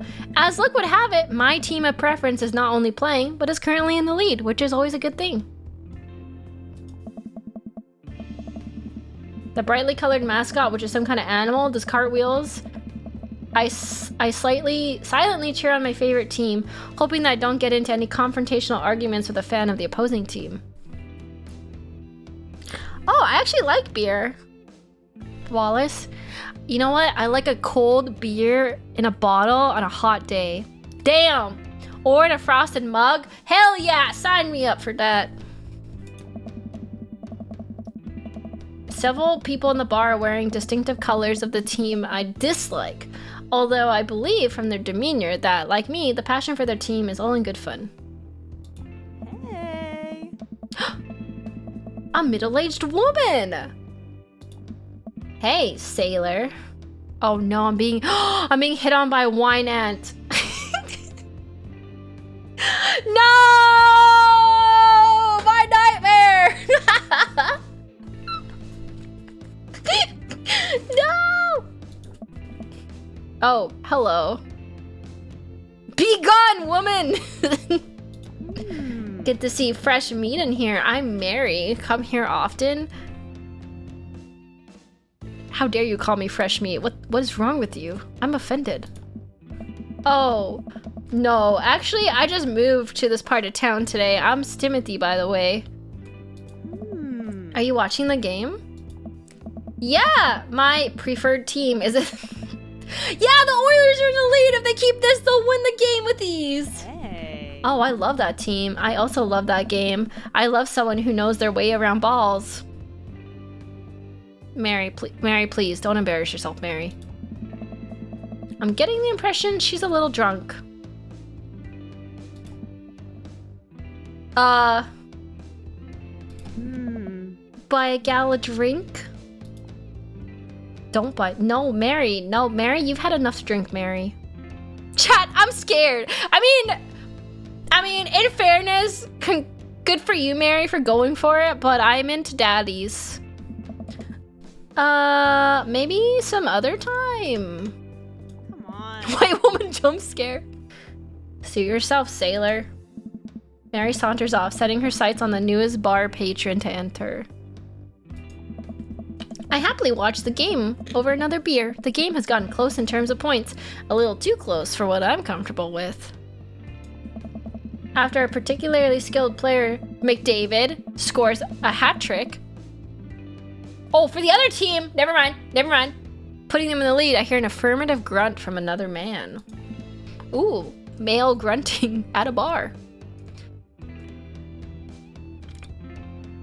Go team. Yes! Yes, it's the brooding man! It's the brooding man! Wait, chat, no, you're covering brooding man. Hold on, chat. We have to look at his brooding face. Chat. Chat, no! Wait, where's my thing? How do I move my chat? Hold on. There we go. Go sport.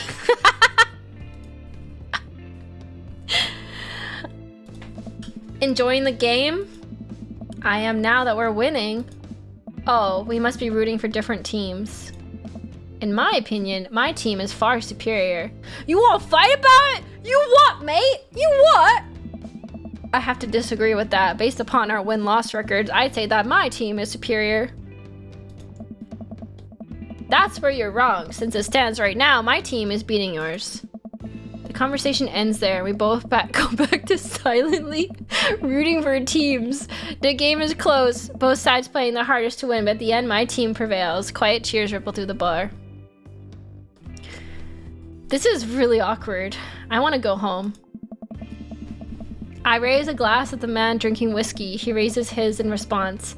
An unspoken truce is formed between us based on mutual love for the game. Whoever has wrote this has never enjoyed sports. I'm just gonna say that right now. Whoever wrote this dialogue has never played or watched sports ever in their life. It's so bad. The name's Robert. Thanks, I'm Stimothy. No, Robert, you moved into chat, Robert! No! Okay. Oh. You must be new here. Mary already hit on you? Yeah. Robert chuckles. She's a peach. Well, you picked the best bar in town. As slimy as it is, you'll never find a better spot than Jim and Kim's. Is there actually a Jim or Kim that runs this place? No, that'd be Neil. Neil waves from across the bar. Hey. Good guy, Neil. Not enough Neils in this world. Okay. You a whiskey fella or a beer fella? Beer, but I'll drink most things. Huh. You like shots? Oh, heck, we're getting turned up on a Tuesday. I like shots. I love shots. Ooh, shots fired. I love shots. Yeah, baby, we're getting turned up. Thank God. Robert nods to Neil, who serves up 2 shots of whiskey. Whiskey? Oh man, I thought we were doing tequila. Here's to your health. We take the shots. The whiskey burns going down, but I try my hardest to look tough. Wait, I think this is what making friends is. Wait, did we just become friends doing shots of whiskey in a dirty old bar? I think this is what true friendship is. I found it at Jim and Kim's Bar and Lounge. Okay, Stimothy, this guy's out of my league, but I think if I play my cards right, we'll be pals in no time. Compliment his cool leather jacket. Compliment his rugged look. Compliment his okay, people love being complimented on their tattoos. It's gotta be this one. I like your tattoo. What does it mean? Fuck! No! No, no, no, no, no, no, no! God damn it, no! No! No! Why? Why do you not like that? It's a reminder. God damn it. It's like his dead wife or something. The old tattoo trap. I wait for him to elaborate, but it seems like he's done talking. Oh man, I royally screwed this one up. Man, this guy's mysterious and cool. Why did you ask about the I wasn't gonna ask about his rugged good looks or his leather jacket. Way cooler than I am, at least. I've ruined everything except for Craig. Oh, we have Craig, chat. We have Craig. Robert signals to the bartender for another round. What are you doing here tonight? My daughter kicked me out of the house, running from my problems, trying to make friends. Okay, let's be honest. My daughter kicked me out. Not like forever. She was having a sleepover with her friends. Family type, huh? Single dad. What does that mean? What does that mean? He gets up. Is he gonna leave? He hates me. Oh. Be right back. Gotta powder my nose. Nice jacket, bro. Thanks, bro. I've never seen Robert this talkative. He must like you. Oh, wait, what? Wait, does that mean cocaine? I guess so. Wait, he's just never gonna come back. I gotta admit that Robert has a gruff charm to him. If a guy like that is cool, then I really must be. Robert comes back from the bathroom. Why does Robert keep changing his position on the screen? It's pissing me off, Robert.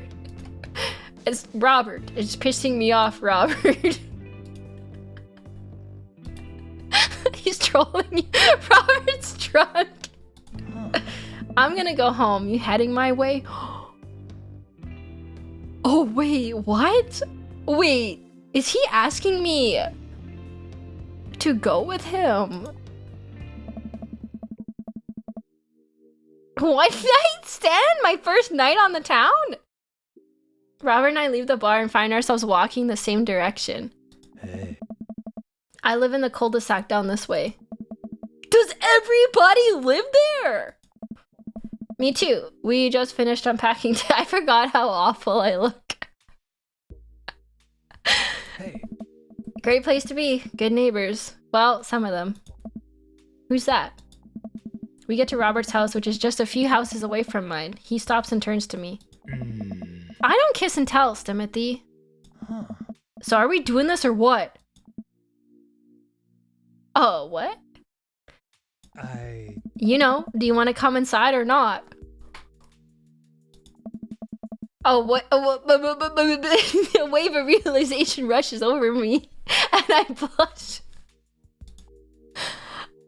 Ah!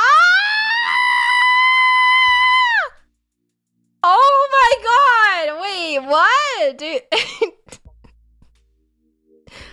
Is this what they call the free? Wait, what the freebie? What? Smile and nod. Yes. No, wait, I don't even say anything. This is the face you get.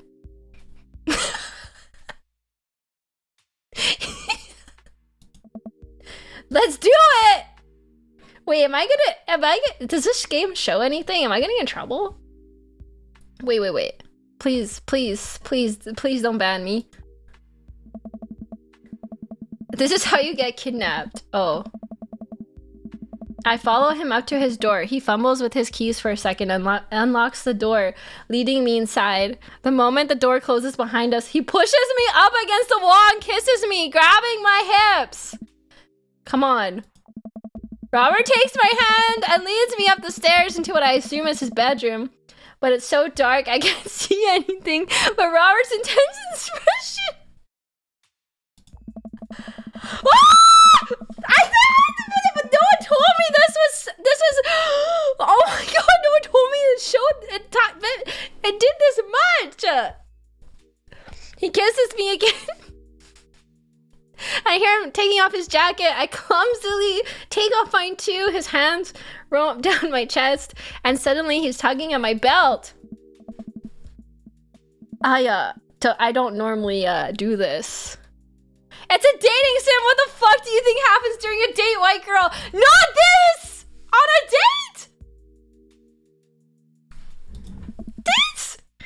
Do you want me to stop? Yeah, I'm backing out. I'm backing out. I'm backing out. I can't do this. I can't do this. I'm not that type of daddy. I'm not that type of daddy.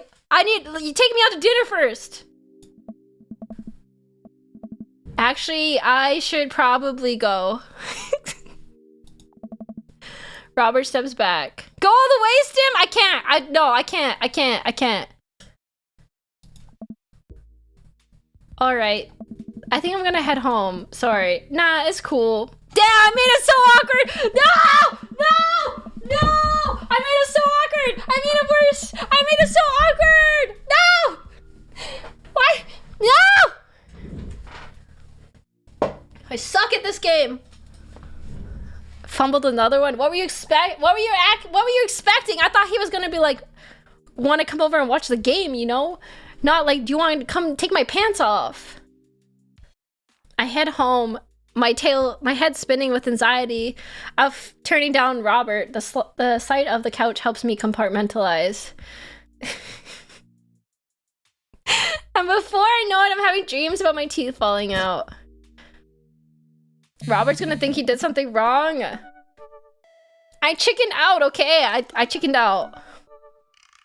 I wake up to a text from an unknown number. Rise and shine, early bird. Still want to work out? This is Craig, by the way. Smiley face. Holy crap, it's 6 a.m. Who does 6 a.m. anymore? Without realizing, I drift back to sleep. No! I should have gone with Craig! Whoops, must have winked back out. I checked my phone again. You ruined that, man. Congratulations. Another game we find out Stim is not the intended audience for. This is so awkward. Hey, bud. Still want to get your swole on? I'm ready to tear up the track. Hit me up. God, the last thing I want to do right now is work out, but it is Craig. And I do want to catch up. Let's go to the gym. We can redeem ourselves with Craig. This time, I'll go all the way with Craig, okay? I was saving myself for Craig, chat. Because it's Craig. He's cute. Hey man, we need a few minutes to wake up, but let's meet in 20? After a few seconds, another text comes in. Sure thing, meet me at the gym.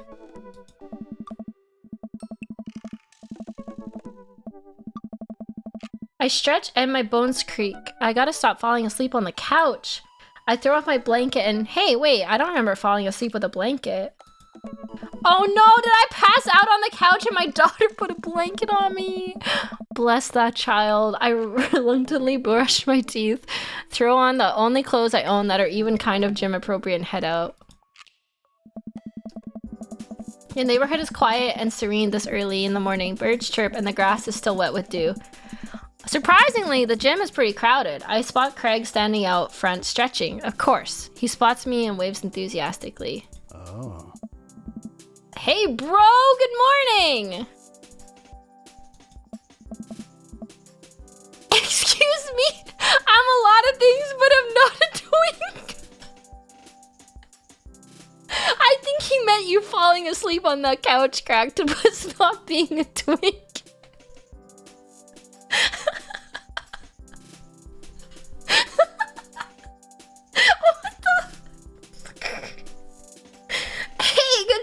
Man, so they claim.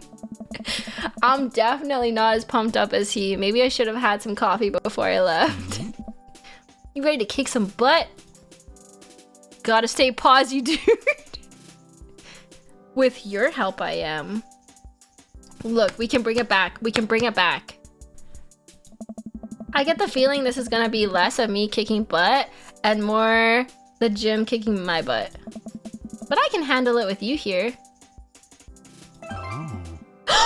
Dude, bro, that means a lot to me. We're in. We're so in with Craig. We're in with Craig. He's gonna help me squat and stuff. Bro. We head into the gym and I'm immediately intimidated. All of these people look like they could break me in half. The typical plight of a twink. And it seems like Craig is friends with all of them. high fives and finger guns. All the cool jocks in the room. They look like they could and would steal my lunch money to spend on protein shakes. Nice. Come on, bud, let's warm up. Oh, it's that sort of fantasy. We head over to the treadmill and start walking. Okay, I can walk. Walking is good. This is a decent place to be walking. So, I know we're on the treadmill. Yes. And those over there are ellipticals. Oh. Very good. What is all the other stuff? Craig laughs. Hey. They might look a little scary, but I guarantee that all of them serve a specific purpose for building muscle mass. I watch as a dude in a muscle tee flexes a muscle I didn't even know existed on a machine I think was once used to process grain into flour. What is that? Why is that guy doing that to himself? That's a good question, bro. What do you think he's doing? Oh, training to crush people's skulls with his thighs? Using a medieval torture device? Praying to some sort of pain god? Okay, Okay, I always mess up on the second one. Pain for the pain god, blood for the blood god, skulls for the skull throne. I'm gonna say with the thighs, because it makes me think of thighs. He's trying to make his thighs so strong that he could crush people's skulls with them. Is this actually like Stim if you brought her to a gym? Yes. Nice. Yeah, that's pretty much the only reason I work out. Okay, Craig! Wait, what? Wait, that worked? That worked? I think that worked. Did you see the eggplant emojis? I think that means it's working. I think it's working. Oh no, Craig is turning up the speed. I better do the same. How long have you been doing the buff thing? Nice. Couple years. And what do you do when you're not dadding or working or buffing? Oh. You're totally getting crushed later. Oh, I coach my twin softball team. Cute! That still counts as dadding and buffing. I keep busy. What do you do for fun? I play Dungeons and Dragons and paint Warhammer figurines. I try to live my life as close to a Jimmy Buffett song as possible. I check out my hot bod. I love learning. Probably I like learning.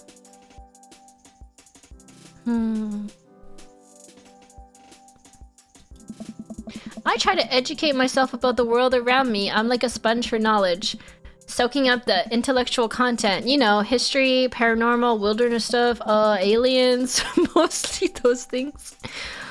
Hi, Final Fantasy. Thank you for checking out the stream. Welcome. So you watch the History Channel too, huh? Yes! Yes! I watch the History Channel! Do you watch the History Channel, Craig? Yes. Oh shit! It's happening! Yes! Yes! Yes! Okay. This is... The unimaginable has happened. I have rizzed 3 times in a row. No failures. We're jogging now. Oh god, we're jogging now. The History Channel works? I'll look over to Craig, who hasn't even broken a sweat. How is he doing this effortlessly? I am dying. I can feel the life force draining through every orifice of my body. Hey, remember when my fish died in college? No, I don't like this story. Oh my god. Is he really bumping the speed again? I guess I better do it too. Oh no, this is when I fall off the treadmill. Wow! Oh, this is fast. This is very fast. Monster of Mangoes cheered Dex 100. Craig also thinks about the Roman Empire once a month. As a dad does. As a dad does. and we were at that party and you vowed to make me feel better, you tell me to create a distraction, so of course I do a sick kickstand and get everyone cheering. And then I try to steal a fish from a fish tank at a party with my bare hand like an idiot. Bro. And then you drop the fish and it's flopping around and you panic. So you run up to me post kickstand with a dying, dirty fish in your hand that you scooped off the ground, and you're yelling at me that we have to leave. Hey. So we're running out of a frat party with a fish, trying to give it mouth-to-mouth resuscitation. And we get him home and get him into a bowl of water, but the prognosis was grim. And the next day, he's alive and well. Hey. They never did catch the great fish thieves of Grand Ridge U. And they never will. I shoot off the end. I knew! This is so fanfiction coded. I shoot off the end of the treadmill and crash into the wall. Jesus, that hurt! Nice. Dude, bro, are you okay?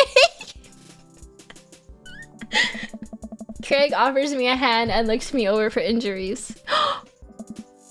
I'm okay as long as I'm with you, Craig. I managed to stand up and rub my back. Doesn't hurt now, but I'm sure it will later. Hi. You don't have to push yourself like that. Always know your limits, bro. Well, I think I might call our gym adventure here. Oh. You sure? Yeah. Oh. Alright, well, here, I brought you this. Craig hands me a shaker bottle full of thick green liquid. Ew, he brought me a protein shake. I stare at it with what must be distaste. It's a protein shake, bro! Oh, thank you. He wants me to drink it. Oh boy, here goes.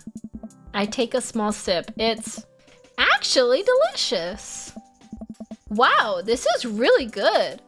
Hey. He brought you the gamer subs. And good for you. It's my special recipe. I'm pretty proud of it. Hey. Let me know if you want to work out again. Maybe we can try running around the neighborhood if treadmills aren't your speed. No pun intended, of course. Good one. Well, I'm gonna put ice on this. Everything. I'll see you around. Dang, we did so good with Craig and we didn't even get a little kiss. What the heck? I leave the gym feeling ashamed. Craig used to order delivery from the pizza place across the street from our dorm, and now he can run circles around me, literally. Man, I gotta work on my dad bod. I get home and lie down on the couch. It hurts to move. Oh god, I'm so old.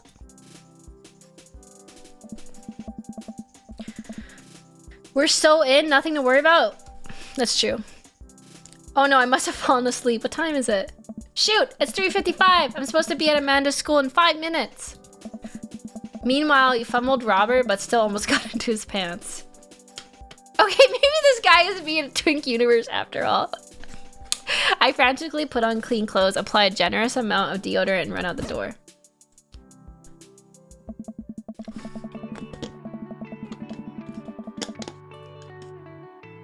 I arrive at Amanda's school and check the front desk. They give me a bright orange visitor sticker and send me on my way. I'm barely awake and feeling pretty haggard, but hopefully nobody will notice. I check my watch and I'm relieved to see I'm only 2 minutes late. Wait, was it room 103 or 108? I spotted you standing at a locker and approach him for help. Okay, we're gonna meet the teacher while stinky. Oh yeah, we never had a shower! Maybe the teacher will like stinky boys? Excuse me, do you know where Mr. Vega's classroom is? The youth turns- oh lord. Okay. Come on kid, I'm late for a meeting! Mr. who? Mr. Vega? I don't know. Have you tried the exit? Okay, wise guy, you gonna help me or not? Fine, up those stairs to the left. Can't miss him. This man is an elf. I head up the stairs and walk around, unable to find Mr. Vega's class anywhere. After minutes of searching, I head back downstairs. That punk you sent me on a wild goose chase. Damn kids! I get back to where that low-rent Gerard Way is standing, fully ready to give him a piece of my mind when suddenly a head pops out of the classroom next to his locker. Oh. Oh! Lucian, don't you have a third period to get to? Fine, Mr. Vega. Ah. Wow. Now I'm officially 10 minutes late. I glare at him as he walks away. Damn punks! We're not cool. Oh. You must be Stimothy. This period's almost over. Would you mind waiting in the back? Oh. Mr. Vega leads me in and I take a seat on one of the comically small student desks in the back. I might get stuck in this. Alright, where were we? Now who can tell me about the unreliability of the narrator in J.D. Salinger's Catcher in the Rye? Yes, Colin? Colin stands up and does the thing where he blows into the crook of his elbow to make a fart noise. Oh. The whole class erupts into laughter. Alright, everybody. Very funny, Colin. Please sit down. Ah. Now, Holden Caulfield is an unreliable narrator in the sense that the bell for the end of the period rings, all the students immediately get up and make a break for the door. Sweet Manchego. What the? Sweet Manchego! Remember to do the reading and answer the response questions on page 194 in your textbook. Nobody's listening. Oh. Or not, I guess. Mr. Vega turns to me and sighs. Middle schoolers, right? 6, 7. Right? 6, 7. Don't you teach high schoolers? Both, you know. Budget cuts. Sigh. Roku Nana.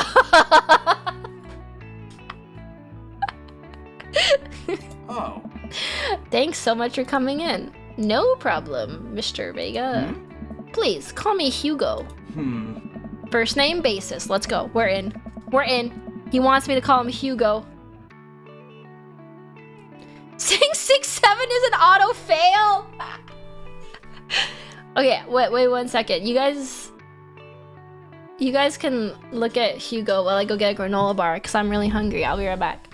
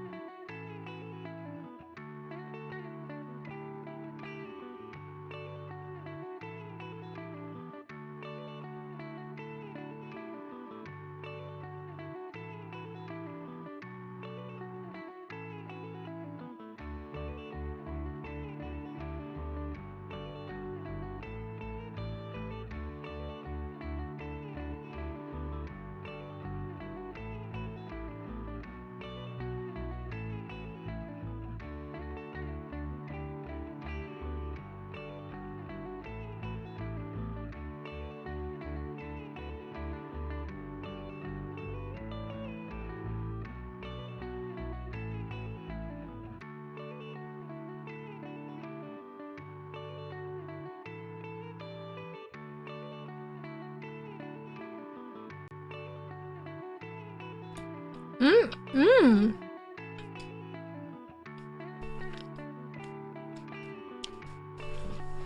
Man, I love a little granola bar. You want some granola, steam peasants? I buy the chocolate dip ones, so they're kind of like tricking myself into having a chocolate bar.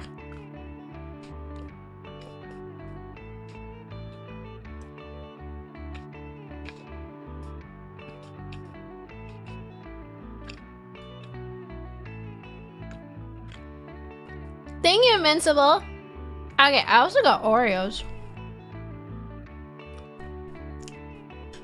Welcome back, Stim. Thank you.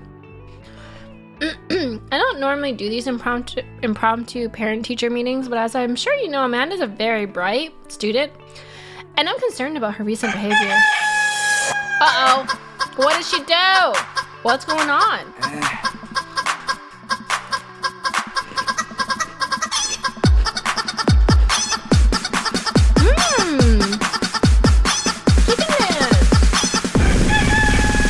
Roku Nana.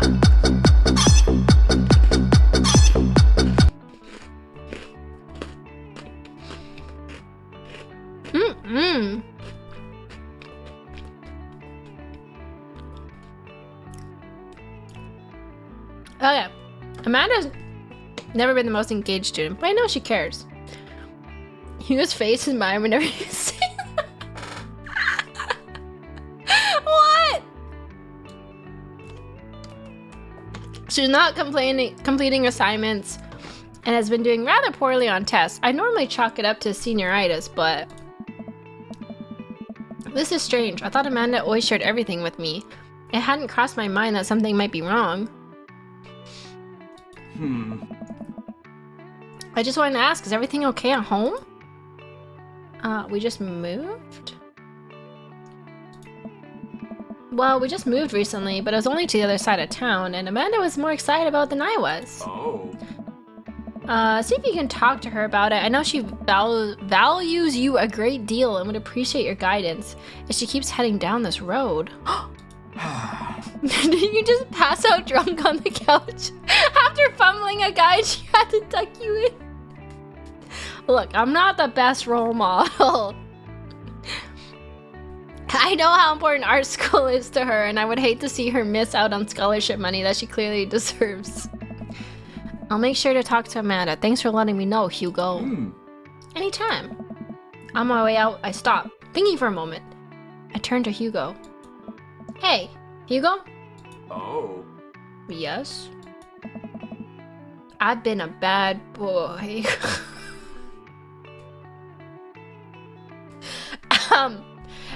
Did you ever catch that? Ah. Yes. Never mind. Go back to 6. Where did that come from? Because you know he's a teacher, and I could be like the student. You know, a bad student that needs attention. That's her thing. Anyways, I leave the classroom and I make my way out of school. I'm still a bit in shock that Amanda was able to hide this so well from me. She's always been such a force for positivity in my life, especially after we lost her father. Amanda must be done with classes by the day. Stim's headcanon is crazy.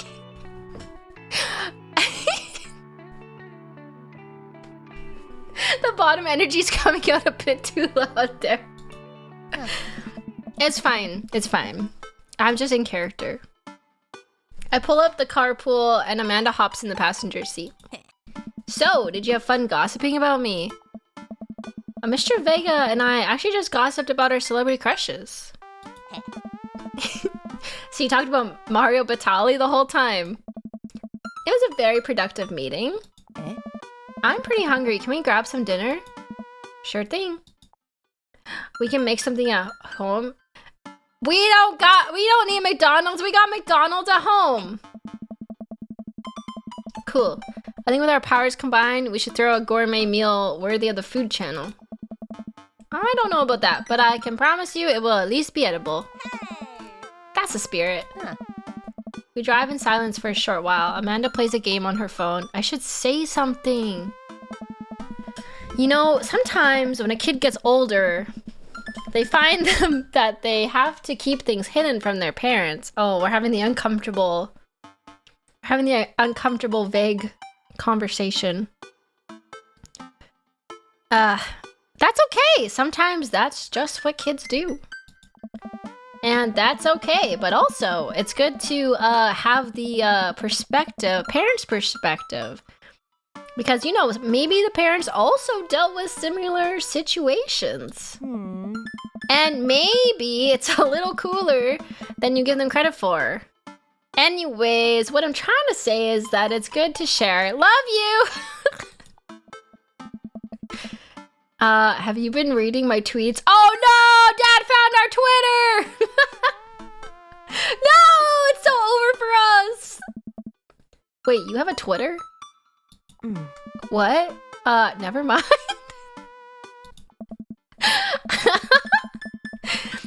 Look, sweetie, Mr. Vega said you haven't been participating in class, and you're not turning things in. Oh, I'm fine, Pops. Senioritis and all that. I thought you liked Mr. Vega's class. That's fine. He's fine. We pull up to a stoplight at night. Amanda. She's still texting. I want you to know that you can talk to me about anything. Uh-huh. I can tell whatever it is, she does not want me knowing about it. That's frustrating. I heard Emma R is going to that fancy art school in California. That's exciting. Yep. Oh, she's mad. Oh, she does not want to talk. She does not want to talk. Are you bummed you guys aren't going to the same school? Yep.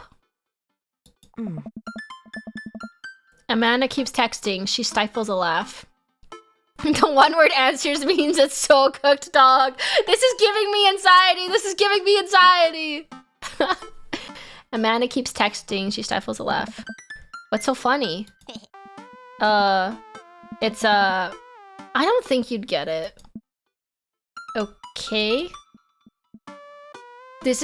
Why has every conversation in this game been the most uncomfortable conversation of my life?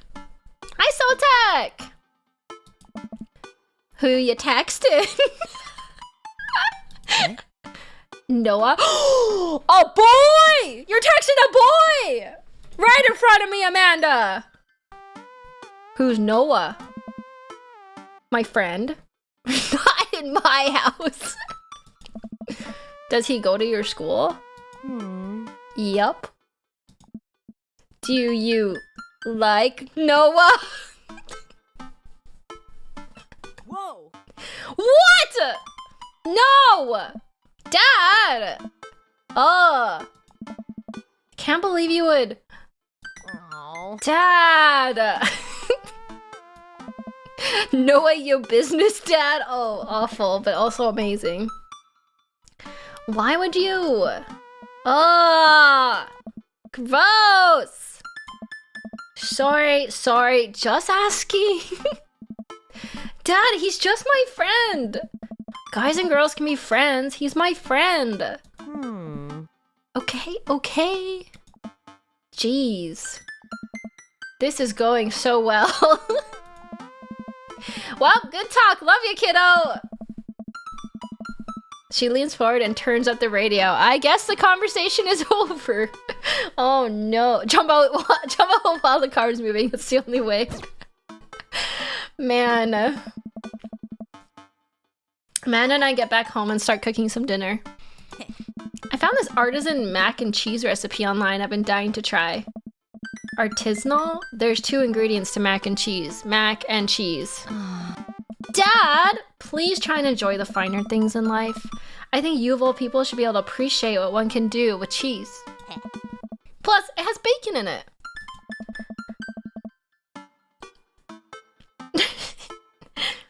Aren't we as society collectively over bacon? We're never over bacon. What? Bacon never stopped being good. It just has a PR problem. Oh. We get to work on the recipe, Amanda measuring things out and handing them to me to dump into the bowl. Amanda puts me on bacon duty, so I chop a bunch and toss it in the pan to get it sizzling. Oh. The key to good mac and cheese is a balance of texture and flavor pops. Not only are we going to want the fullness of the cheese and bacon, but we also need to counterbalance it with crunchy mouthfeel of breadcrumbs. Mouthfeel? What's a mouthfeel?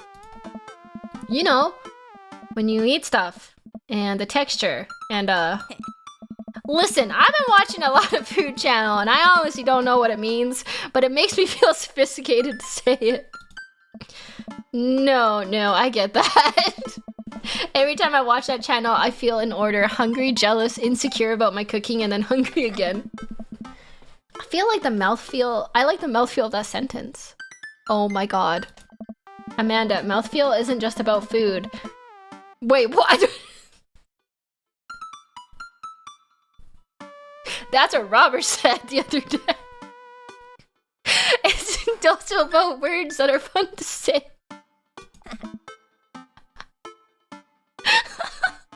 Gregarious. Oh my god. What is this? I don't know, man. That's your daughter, dude.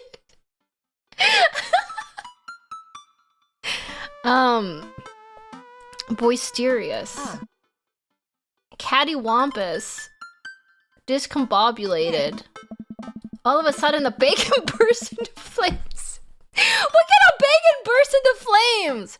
I must not have been paying attention to how hot the pan was. Fire! Fire! Oh god! Fire! I ran around the kitchen looking for anything to put the fire. This is just me and my cooking stream yesterday. I grab a cup of water and Amanda snatches it out of my hands. Nope. She puts it down and calmly grabs a lid from the pantry.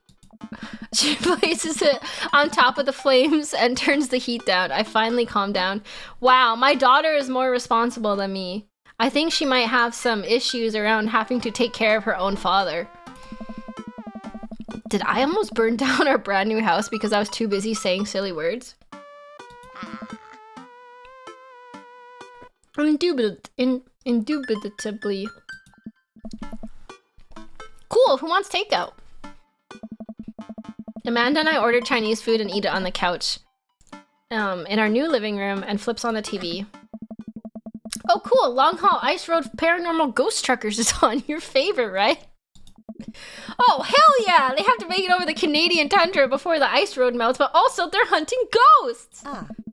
Also, the trucks are haunted.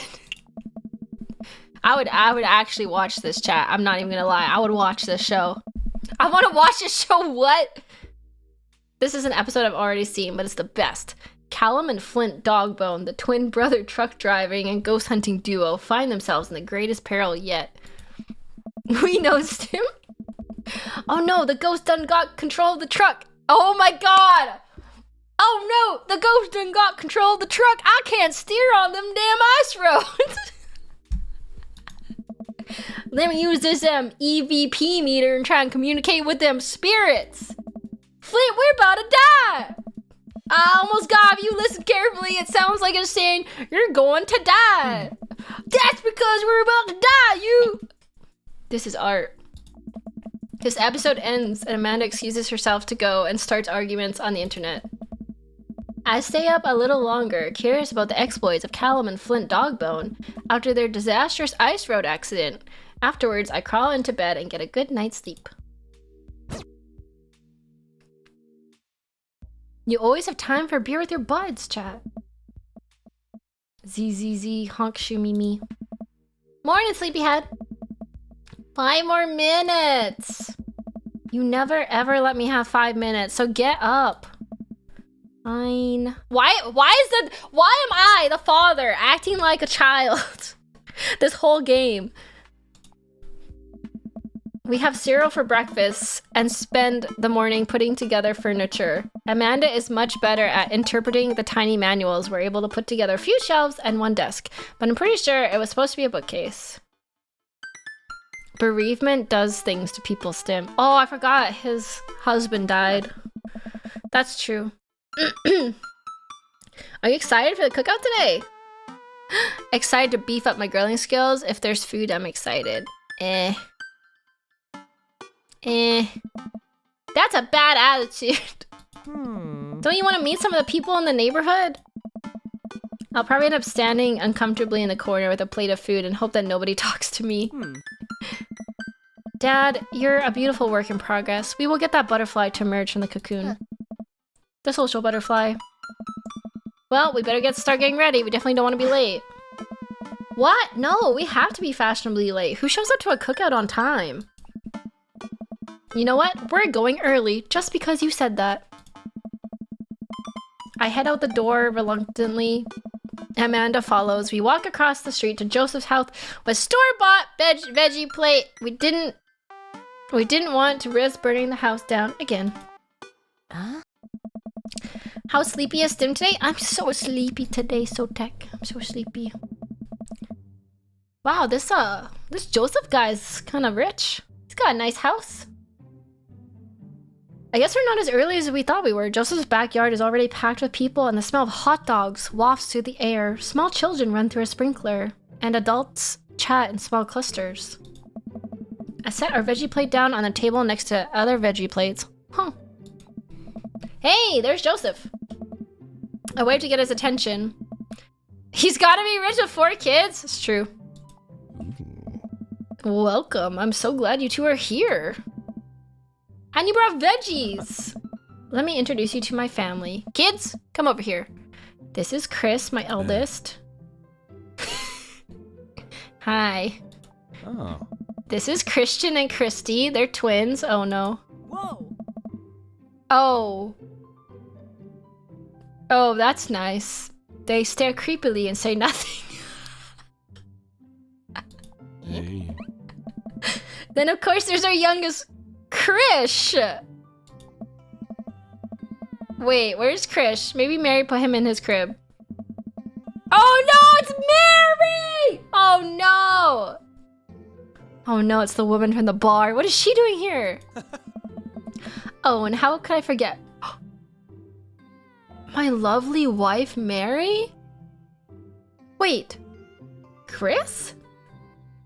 Has a wife? What is happening? No, Mary's a beard. How goes the ball handling, Mary? Didn't Mary try to sleep with me at the bar? Joseph pecks her on the cheek and she smiles. Wow, this game is going crazy. Stim, you know what you must do, home wreck.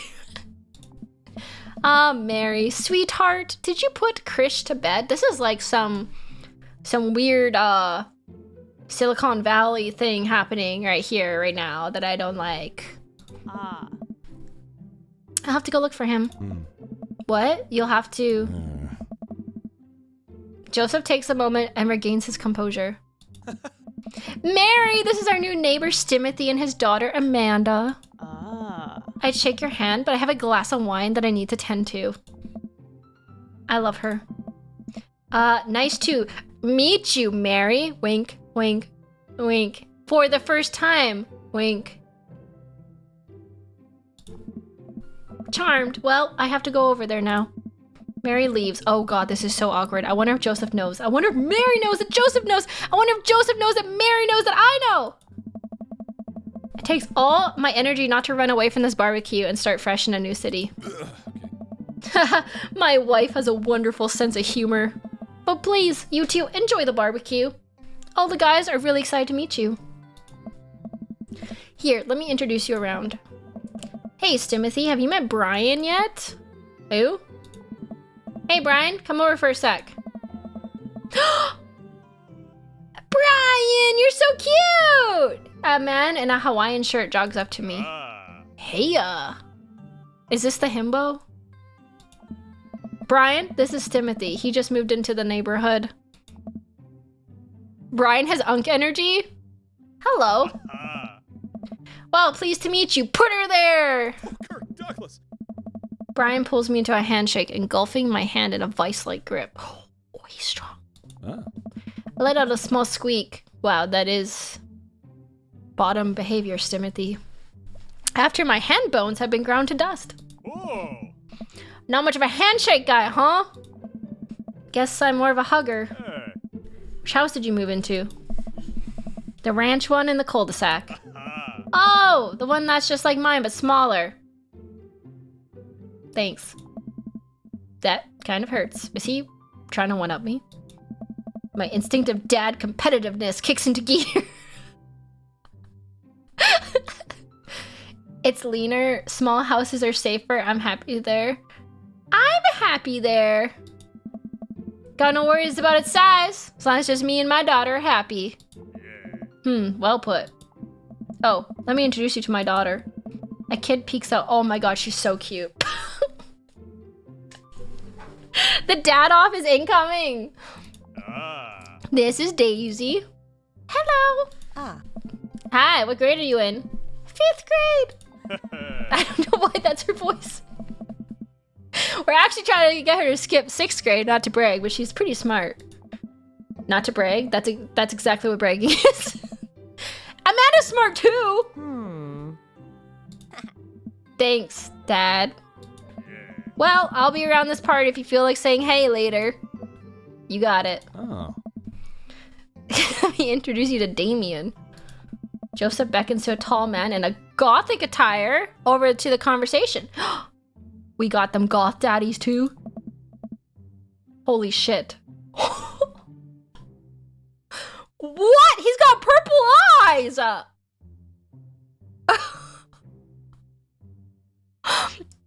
Is that a vampire? That's just a straight up vampire. That's just Dracula.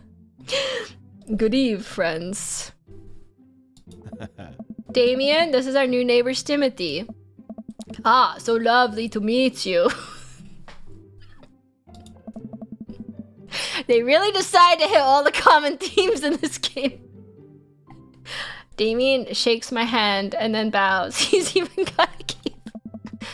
If you're ever interested, I would bring me great pleasure to host you for a sportive afternoon tea. Wow, yeah, that sounds rad. Splendid. Well, I must be off. Perhaps our paths shall cross again. Damn, what a classy dude. Wow, I think I've actually met everybody else. Great. I bet you're excited to get to know everyone better. I hope you better enjoy yourselves. I was expecting you to turn into a cloud of bats. Holy shit. Amanda and I mill around and try some of the food spread on the table. I pick out some deviled eggs. Amanda grabs a small paper plate and immediately begins piling our baked goods. I don't want to have to make friends. Ugh. Come on, Dad. Who are you gonna party with when I go off to school? Hope you better enjoy yourself sounds like a threat. But I don't want to do pleasantries. Dad. They're gonna talk about the weather. Go do it. Make a friend. How could I possibly abandon my only child at a social function? That's bad parenting. This plate of cookies is my new dad. Bye. Amanda shoves me into the center of the yard. Well, here goes nothing. I look around the party and I'm surprised to see familiar faces. Isn't that the barista from the coffee shop? Didn't I meet that guy at the bar? That guy who keeps trying to one-up me. The mysterious goth guy. Isn't that Amanda's teacher? Hey, I know Craig. But wait a second. All of these people live in our cul-de-sac? That can't be right. I better investigate. Okay, who are we talking to? Who are we talking to? Robert and Brian? Talk to Robert! But Robert, I left Robert midway through Intimate X. I've seen Craig as the safe bet. Craig is the safe bet, but Burger Time. Matt, Hugo, Craig is the legendary blunt rotation. Oh yeah, let's do Matt, Hugo, and Craig. Let's do all three of them. Not like that. I just meant talk to them at the same time. Anyways. This game is crazy. Matt and Hugo seem to be embroiled in an intense discussion. Craig looks on, smiling politely. I walk over to say hello. This is a weirdly attractive group of men, right? They're also attractive. These are the dads cast in. These are the dads. Well, I don't think it's fair to try to compare two art movements like that. Periods in art only exist because they're a unique byproduct of the social and political climate of the time and place. And to try to take something like, say, the Rococo period and compare it to postmodernism in America, you're completely disregarding the context in which a work of art is created. Matt and Hugo seem to be so busy talking that they don't notice me. Craig leans in. Dude, I have no idea what's happening. I like Craig, our adorable himbo. He's so cute. I like him. And he's the only guy I have not offended yet. So I like Craig. Talk to Craig. I turn my attention to Craig, who seems a little more attentive to my existence. How'd resistance training go the other day? Oh. Great! Little River here is a great cheerleader. Aren't you, tiny bro? Oh god, he calls his baby tiny bro. That might have given me the ick. I'm not gonna lie. Craig grabs River's arms and waves them around. Oh. You can do it, Dad! I'm proud of you! I'm sorry for pooping on you! She must be a handful at that age. Hmm? Oh, they always are. Hey. Now Craig is fumbling stim. But it's so worth it. Me too, tiny bro is too far. Craig grabs River's arms again and waves them around. Oh. Also, I'm sorry for throwing up on you, Dad. Hmm. How you settling in? Almost done. New place is perfect. I never get comfortable. Almost done. There's still a few odds and ends to take care of before I can really call myself settled, but I think we can upgrade the situation to livable. Hmm? We did livable through the entirety of college. Yeah, my goal was for Amanda to live the sort of life that didn't involve eating spoonfuls of ranch dressing as a palate cleanser between different types of pizza. She still does, though. Hey, she takes after her dad.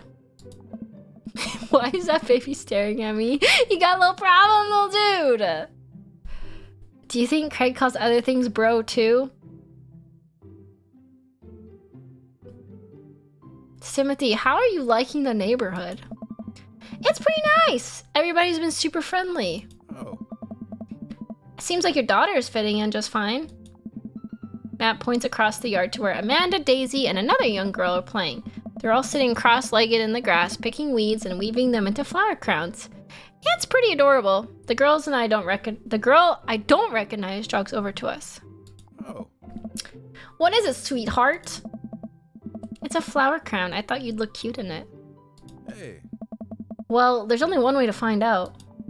Matt takes the flower crown and places it on his head. Oh. Oh, cute! He's got a little flower crown! That's cute. Am I cool now? The girl stares at him, thinking it over. Nope. But slightly less uncool than you were before you put it on. Hey. Ha. Hey, Timothy, this is my daughter. Hello. Matt is certified girl dad energy. Oh my god, you're so right, Mangos! He is girl dad energy. I'm Carmencita. Amanda comes over with Daisy in tow. Dad, look, I'm making friends. Yeah. Are you making friends? You better be making friends. Yeah, actually. Amanda, you remember the cool barista from the coffee shop? And my college friend? And, your teacher? Oh, hi, Mr. Vega. I didn't realize we were neighbors. Oh. Yup. You still gonna get me that overdue term paper? Ugh. Haha, great seeing you. Amanda finger guns her way out of the conversation like a champ. She learned the finger gun move from me. I'm very proud. Hmm? Paying your daughter's teacher to assert your dominance? That's crazy, so tech. That's crazy, what? She's definitely a charmer. Speaking of which, where did my son go? Whoa. Hugo looks around the party. He must finally spot him because his eyes go wide. Huh? Ernest! No, he did not. Ernest Hemingway Vega. The poor child. I kind of hate this man now. I'm sorry. Are you smoking, Ernest Hemingway Vega? Ernest is holding a lit cigarette. Nope. I see Ernest across the way. He casually takes a long drag of his cigarette, then flicks it into a gutter. Unbelievable. Excuse me. He's gonna whoop his ass. Hugo marches over to Ernest, and I turn my attention to Matt and Craig. Kids, am I right? Hey. Man, I do not envy Hugo. The last barbecue we had, Ernest tried to shove a sparkler down Joseph's pants. Nearly burned down half the yard. And the barbecue we had before that, he actually burned down half the yard. And then it spread onto my lawn and burned down half of my yard too. Hey. Hugo walks back over to us, practically dragging Ernest behind him. Oh wait, this is Ernest. Look at that little punk. Look at that little punk. Little punk ass. Little punk ass Ernest. Hey everybody, sorry about that. Timothy, this is my son, Ernest. Hello. Ernest looks away, skulking, his hands shoved deep in his pockets. Hugo nudges him impatiently. Hey. Nice to meet you, Ernest. What grade are you in? Oh my god, the being forced to talk to your parents' friends. As a teenager, it's so awkward. Everyone's just like, do you like school? What's your favorite subject? Oh, I see. Oh. Doesn't matter, Ernest. Okay, I'm in 8th grade. God, are you happy now? I'm sure you were just dying to know. Yeah, good for you. Can I go now? I'm tired of talking to old dudes who blame my generation for the failing economy. Ouch. Ernest! Oh yeah, because I'm totally embarrassing you, Dad! Ernest puts earbuds in and storms off into the corner. Well, that was something. He seems nice. Hugo puts his head in his hand and sighs. Oh. I am so sorry. He's having a really rough time. As much as I want to be the cool dad, I have to be the authoritarian dad. Authoritarian dad, and he clearly resents me for it. I mean, I think as a dad and a teacher, that's about as authoritarian as you can get. Don't make fun of me! I think Stim has a problem with authority. Honestly, are any of us cool dads? Is it even possible to be a cool dad? What? I'm cool as a cucumber. Hey. See? That right there. You can't say that.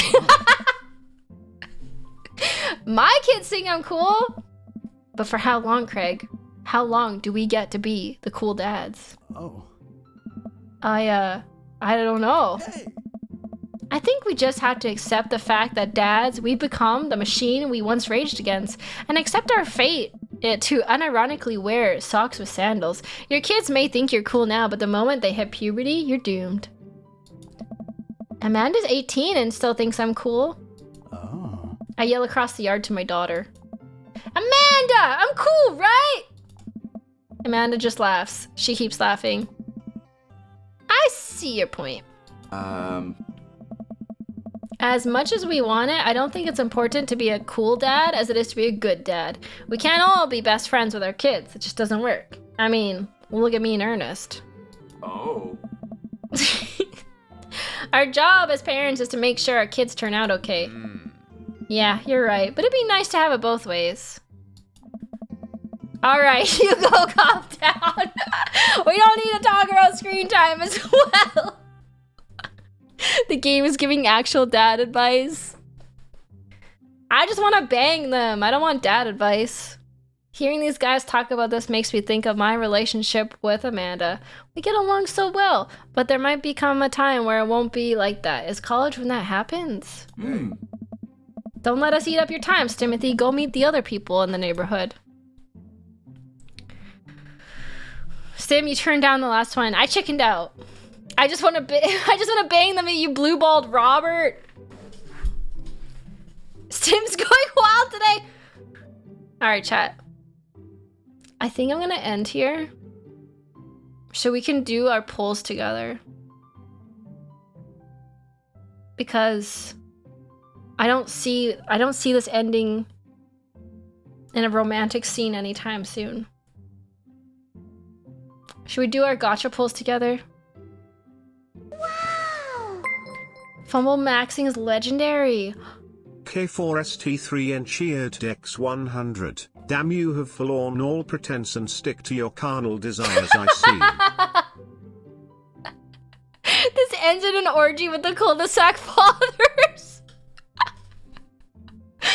Alright, here. Let's do the polls. Let's do our polls.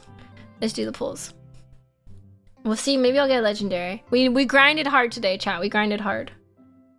Here.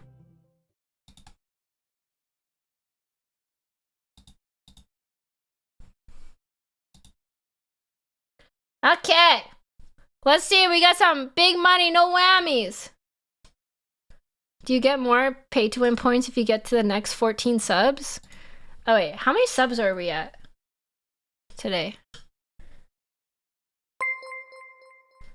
Are you winning, son? Loot in shared I X100. will be, It's maybe. hilarious that you previously questioned playing this game. It was so clearly a perfect fit. Smutty dad flirting. I can barely imagine this better unless it was Beastman and fantasy themed. Okay, wait, hold on. Where's my dono goal?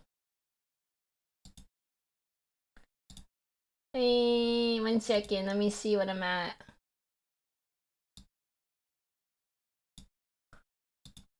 Sub goals. What are we at here? I have... Wait, what is this at? 85? Wait, what does that say? 86? No, I would have to get... It's minus the 25 already, right? Dual logs. So I redeemed the $25 sub goal one. Or 25 subs. Where's that? Pay to win is 50 subs on top of that. So I did...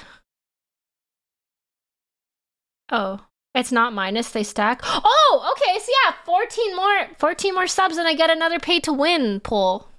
I didn't realize it was not minus. Then I should have redeemed extra yesterday. Can I redeem one more time from yesterday since I didn't know it stacks logs?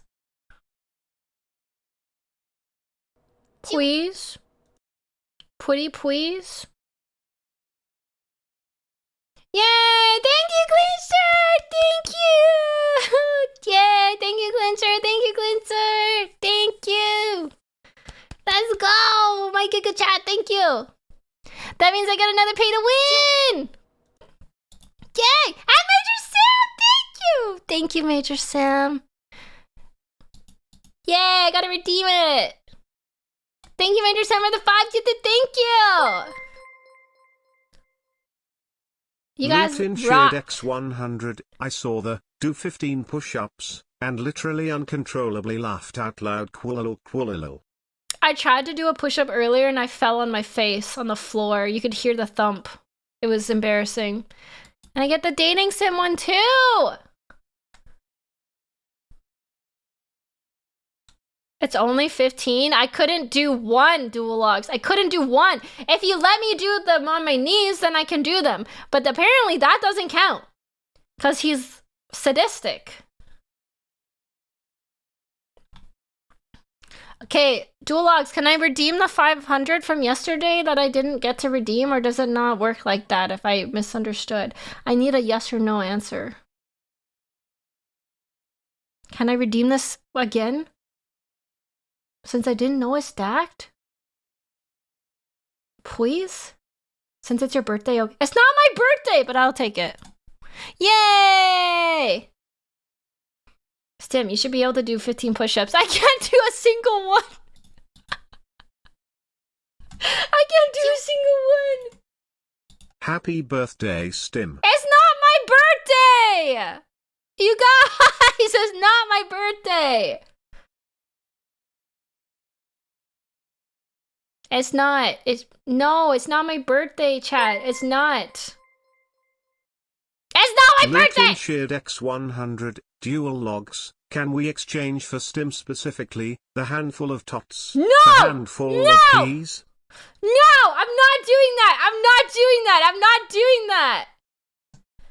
One more chance before the event ends. You can do one daily task twice. Okay. I don't really understand what that means. Flip a coin. If you call it correctly, win 150 points. If wrong, collect 25. All right, chat, I'm going to call heads. You're seeing it here first. I'm doing it live on stream. Heads. If it's heads, I get 150 points. Fuck! God damn it, mother trucker. Heck. Heck it. Heck it all. Heck it all. I do get to pick my 25 points, though. Where's my... There we go. My measly 20 points. Stim, you're insanely honest. What do you mean? It's so over. Lost a 50-50. Okay, pick a number from 1 to 20. If you roll a d20, if you call it correctly, win 500 points. 13. 13. We're calling 13. 13. 13. Rolled a 5. Fuck. Dang it. Dang it. Collect 25, I guess. Yay. Okay, next. Gold access card. Your gamble tasks, the daily ones, in the casino give double points for 1 day. Just complete the task and extra time to claim it. You can stack, but only on the base amount. Does that mean when I gamble, I can double it today? Okay. Okay. I just need to win a gamble. Okay. I don't think it's retroactive. Your gamble tasks in the casino give only for daily gambles? What's a daily gamble? Seeing her get addicted to gambling gotcha in real time is wild. Is that like the coin flips, you mean? There are things in the casino that are daily? These? Once per day? Oh, I see. The ones that say once per day? Or no. Wait, what? This is so cruel, the amount of reading that is expected to gamble. I'm too stupid for this. Task gamble. Yes, the ones that say once per day. Okay, only these ones. Oh. Okay, well, we'll just not do that right now. Plus $1 gacha budget for 2 months. Plus 1 free glitch star sticker. Yay! Plus $1. Plus $3. Yay!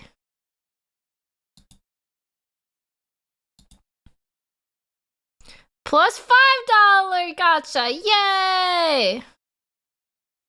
Do a mega pull? I don't have enough, do I? Okay, if I do a legendary pull, though, it uses all my points. Is it worth it?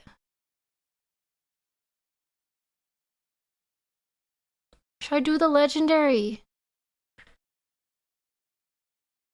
Do it. Does a gacha budget transfer over to paying for minis? I don't think so, because your gacha is like, you know, I don't know, actually. I have to ask Duologs. I don't know if gacha can be used on miniatures for stream. All in, I believe. All right, let's do it. We'll do the legendary pull. It's a one-time thing. It's a one-time thing. Big money, no whammies. Big money, no whammies. Let's get a legendary. Congratulations. Nothing. Duologs, what does this mean? It says congratulations, you won nothing. What do you mean? Congratulations. You won nothing. That got scammed! I gotta win something good from this. I'll fix it in a refund. Okay, thank you. He tricked you. Okay, I gotta wait for my refund. Congratulations, you won. Congratulations, you won. Holy shit, that's funny. I think I know what the problem is. What's the problem? Can I not use a legendary pull?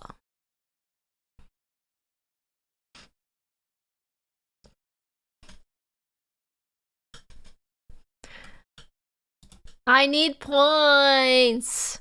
I need my points back. I guess I can do some of these while I wait.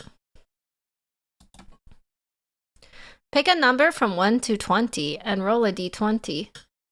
If you call it correctly, you win 500 points. I'm gonna do 4. I'm gonna do a 4, okay?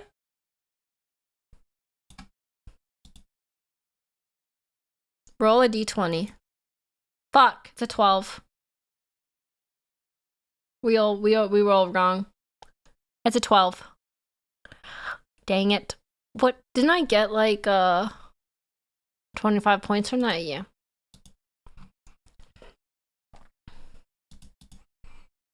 My points are not back yet, Duologs. I still only have 200. I was half right. It's hard guessing the D20 one. Like, that's insanely hard to get right.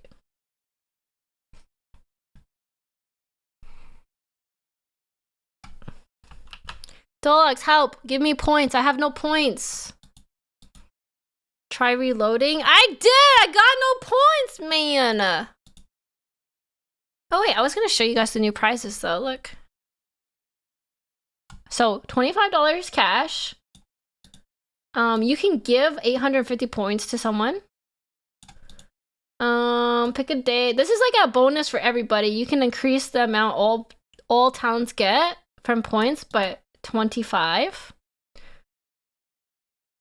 Get one of the, you can get a physical standee at Off-Kai, which I have. And then the new ones are these fragments. If you collect 10 of these legendary outfit fragments, you get $500 to go towards a new outfit for your model. And then there's also the graphics card if you get 6 fragments. But this doesn't apply to me because my graphics card is better. So that one doesn't really work for me. And then there's also one if you get 5 fragments for the cover song. You can have a cover song funded by Glitch Stars. And then there's also the standee at CarrierCon. And then there's also a guest spot at a to be announced thing, I guess. But I think these are all taken and I did not get one. So these are the legendary ones. See if I have points now. Nope, still no points. I have no points. Just get the graphics card and sell it easy. I gave you points. They didn't show up. I really truly got scammed. I got scammed in real life 4K. This is such a fun event. This has been a really fun event. It gets everyone trying new things. Like I played a dating game today. Time to sue logs for fraud. Wait, let me check if it reloads. Oh, okay, it reloaded in a new tab. Hold on.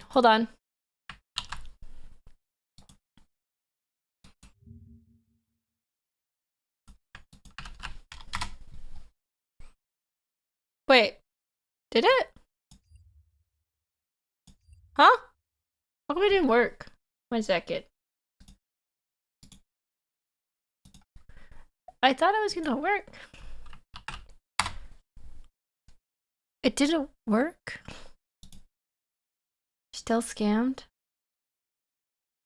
That's so weird, because when I open it on Chrome, it works. When I open it on my Chrome browser, it works. So that's kind of weird.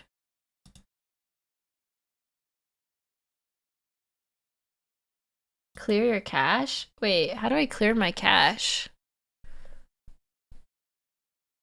Oops, what did I do? I clicked a button. Pro streamer, professional streamer. Professional streamer. I know what I'm doing.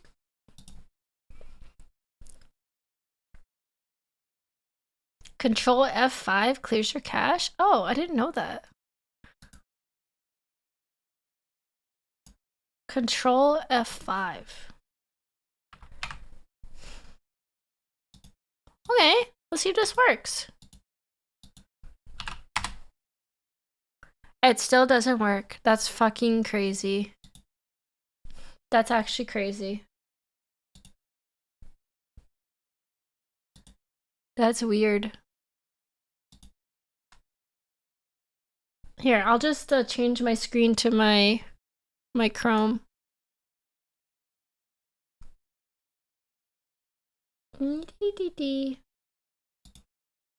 Opera scamming me. Opera scamming me!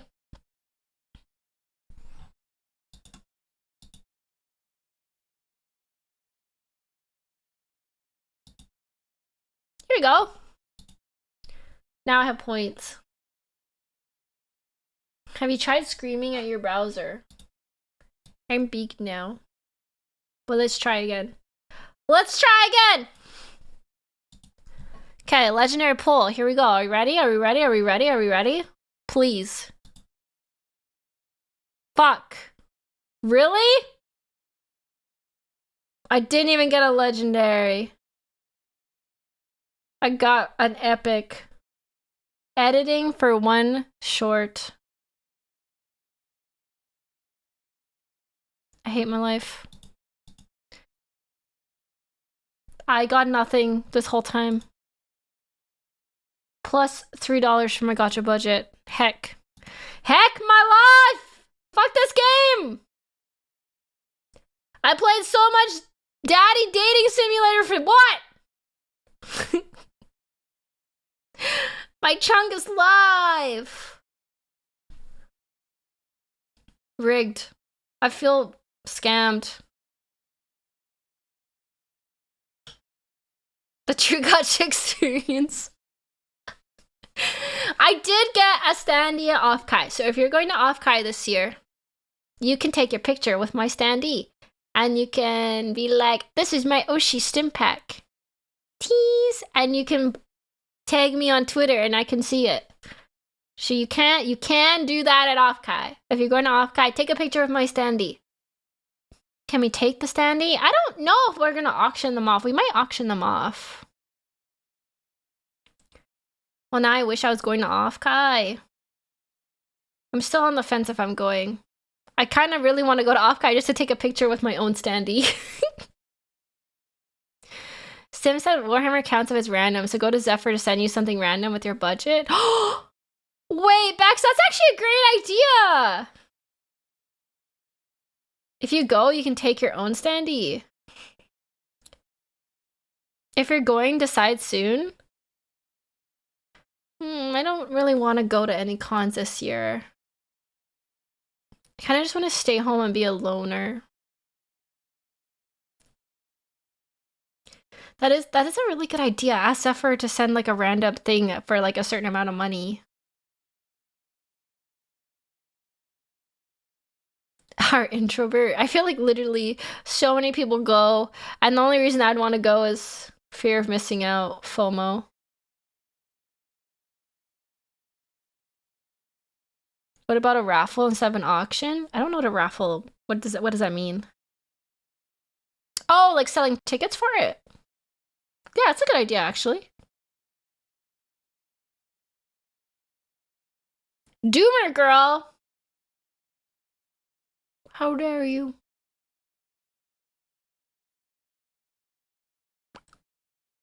Auction sounds better. What would you do with my standee? Would you like put it in your house and be like, hi Stim, bye Stim? I also got $25 twice from Legendary Pulls, so I did get $50. I would put it 100% on Cardash. What's that? Put it in a jar. No! You're not allowed to put the standee in a jar! You're not allowed! On the car dashboard? That'd be really funny.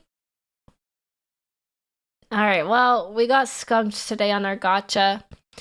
I do know that I can play Baldur's Gate now as my dating sim game, so maybe next week we'll play a bunch of Baldur's Gate.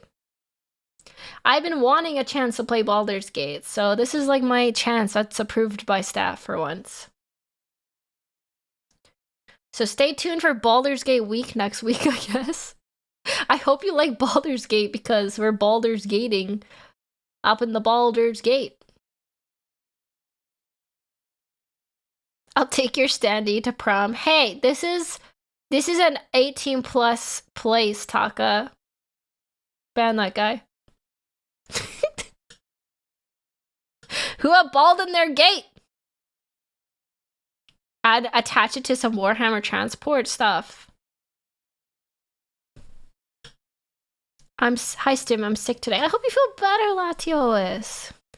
She balder on my gate till no. I think we're probably gonna romance a twink vampire again for like the 3rd time, 4th time, 5th time. Anyways, I'll see you tomorrow. We're doing epic history, I think. Probably do reacts tomorrow. I might also do an Outdoor Boys or caseoh react or something. I don't know. We ball. I think I got a lot of recommendations to do the epic history Napoleon videos, so I might do that. We'll decide.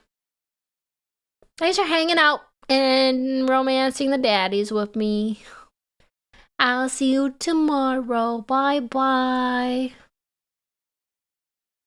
Bye-bye, Chad. Have a good day. Bye-bye.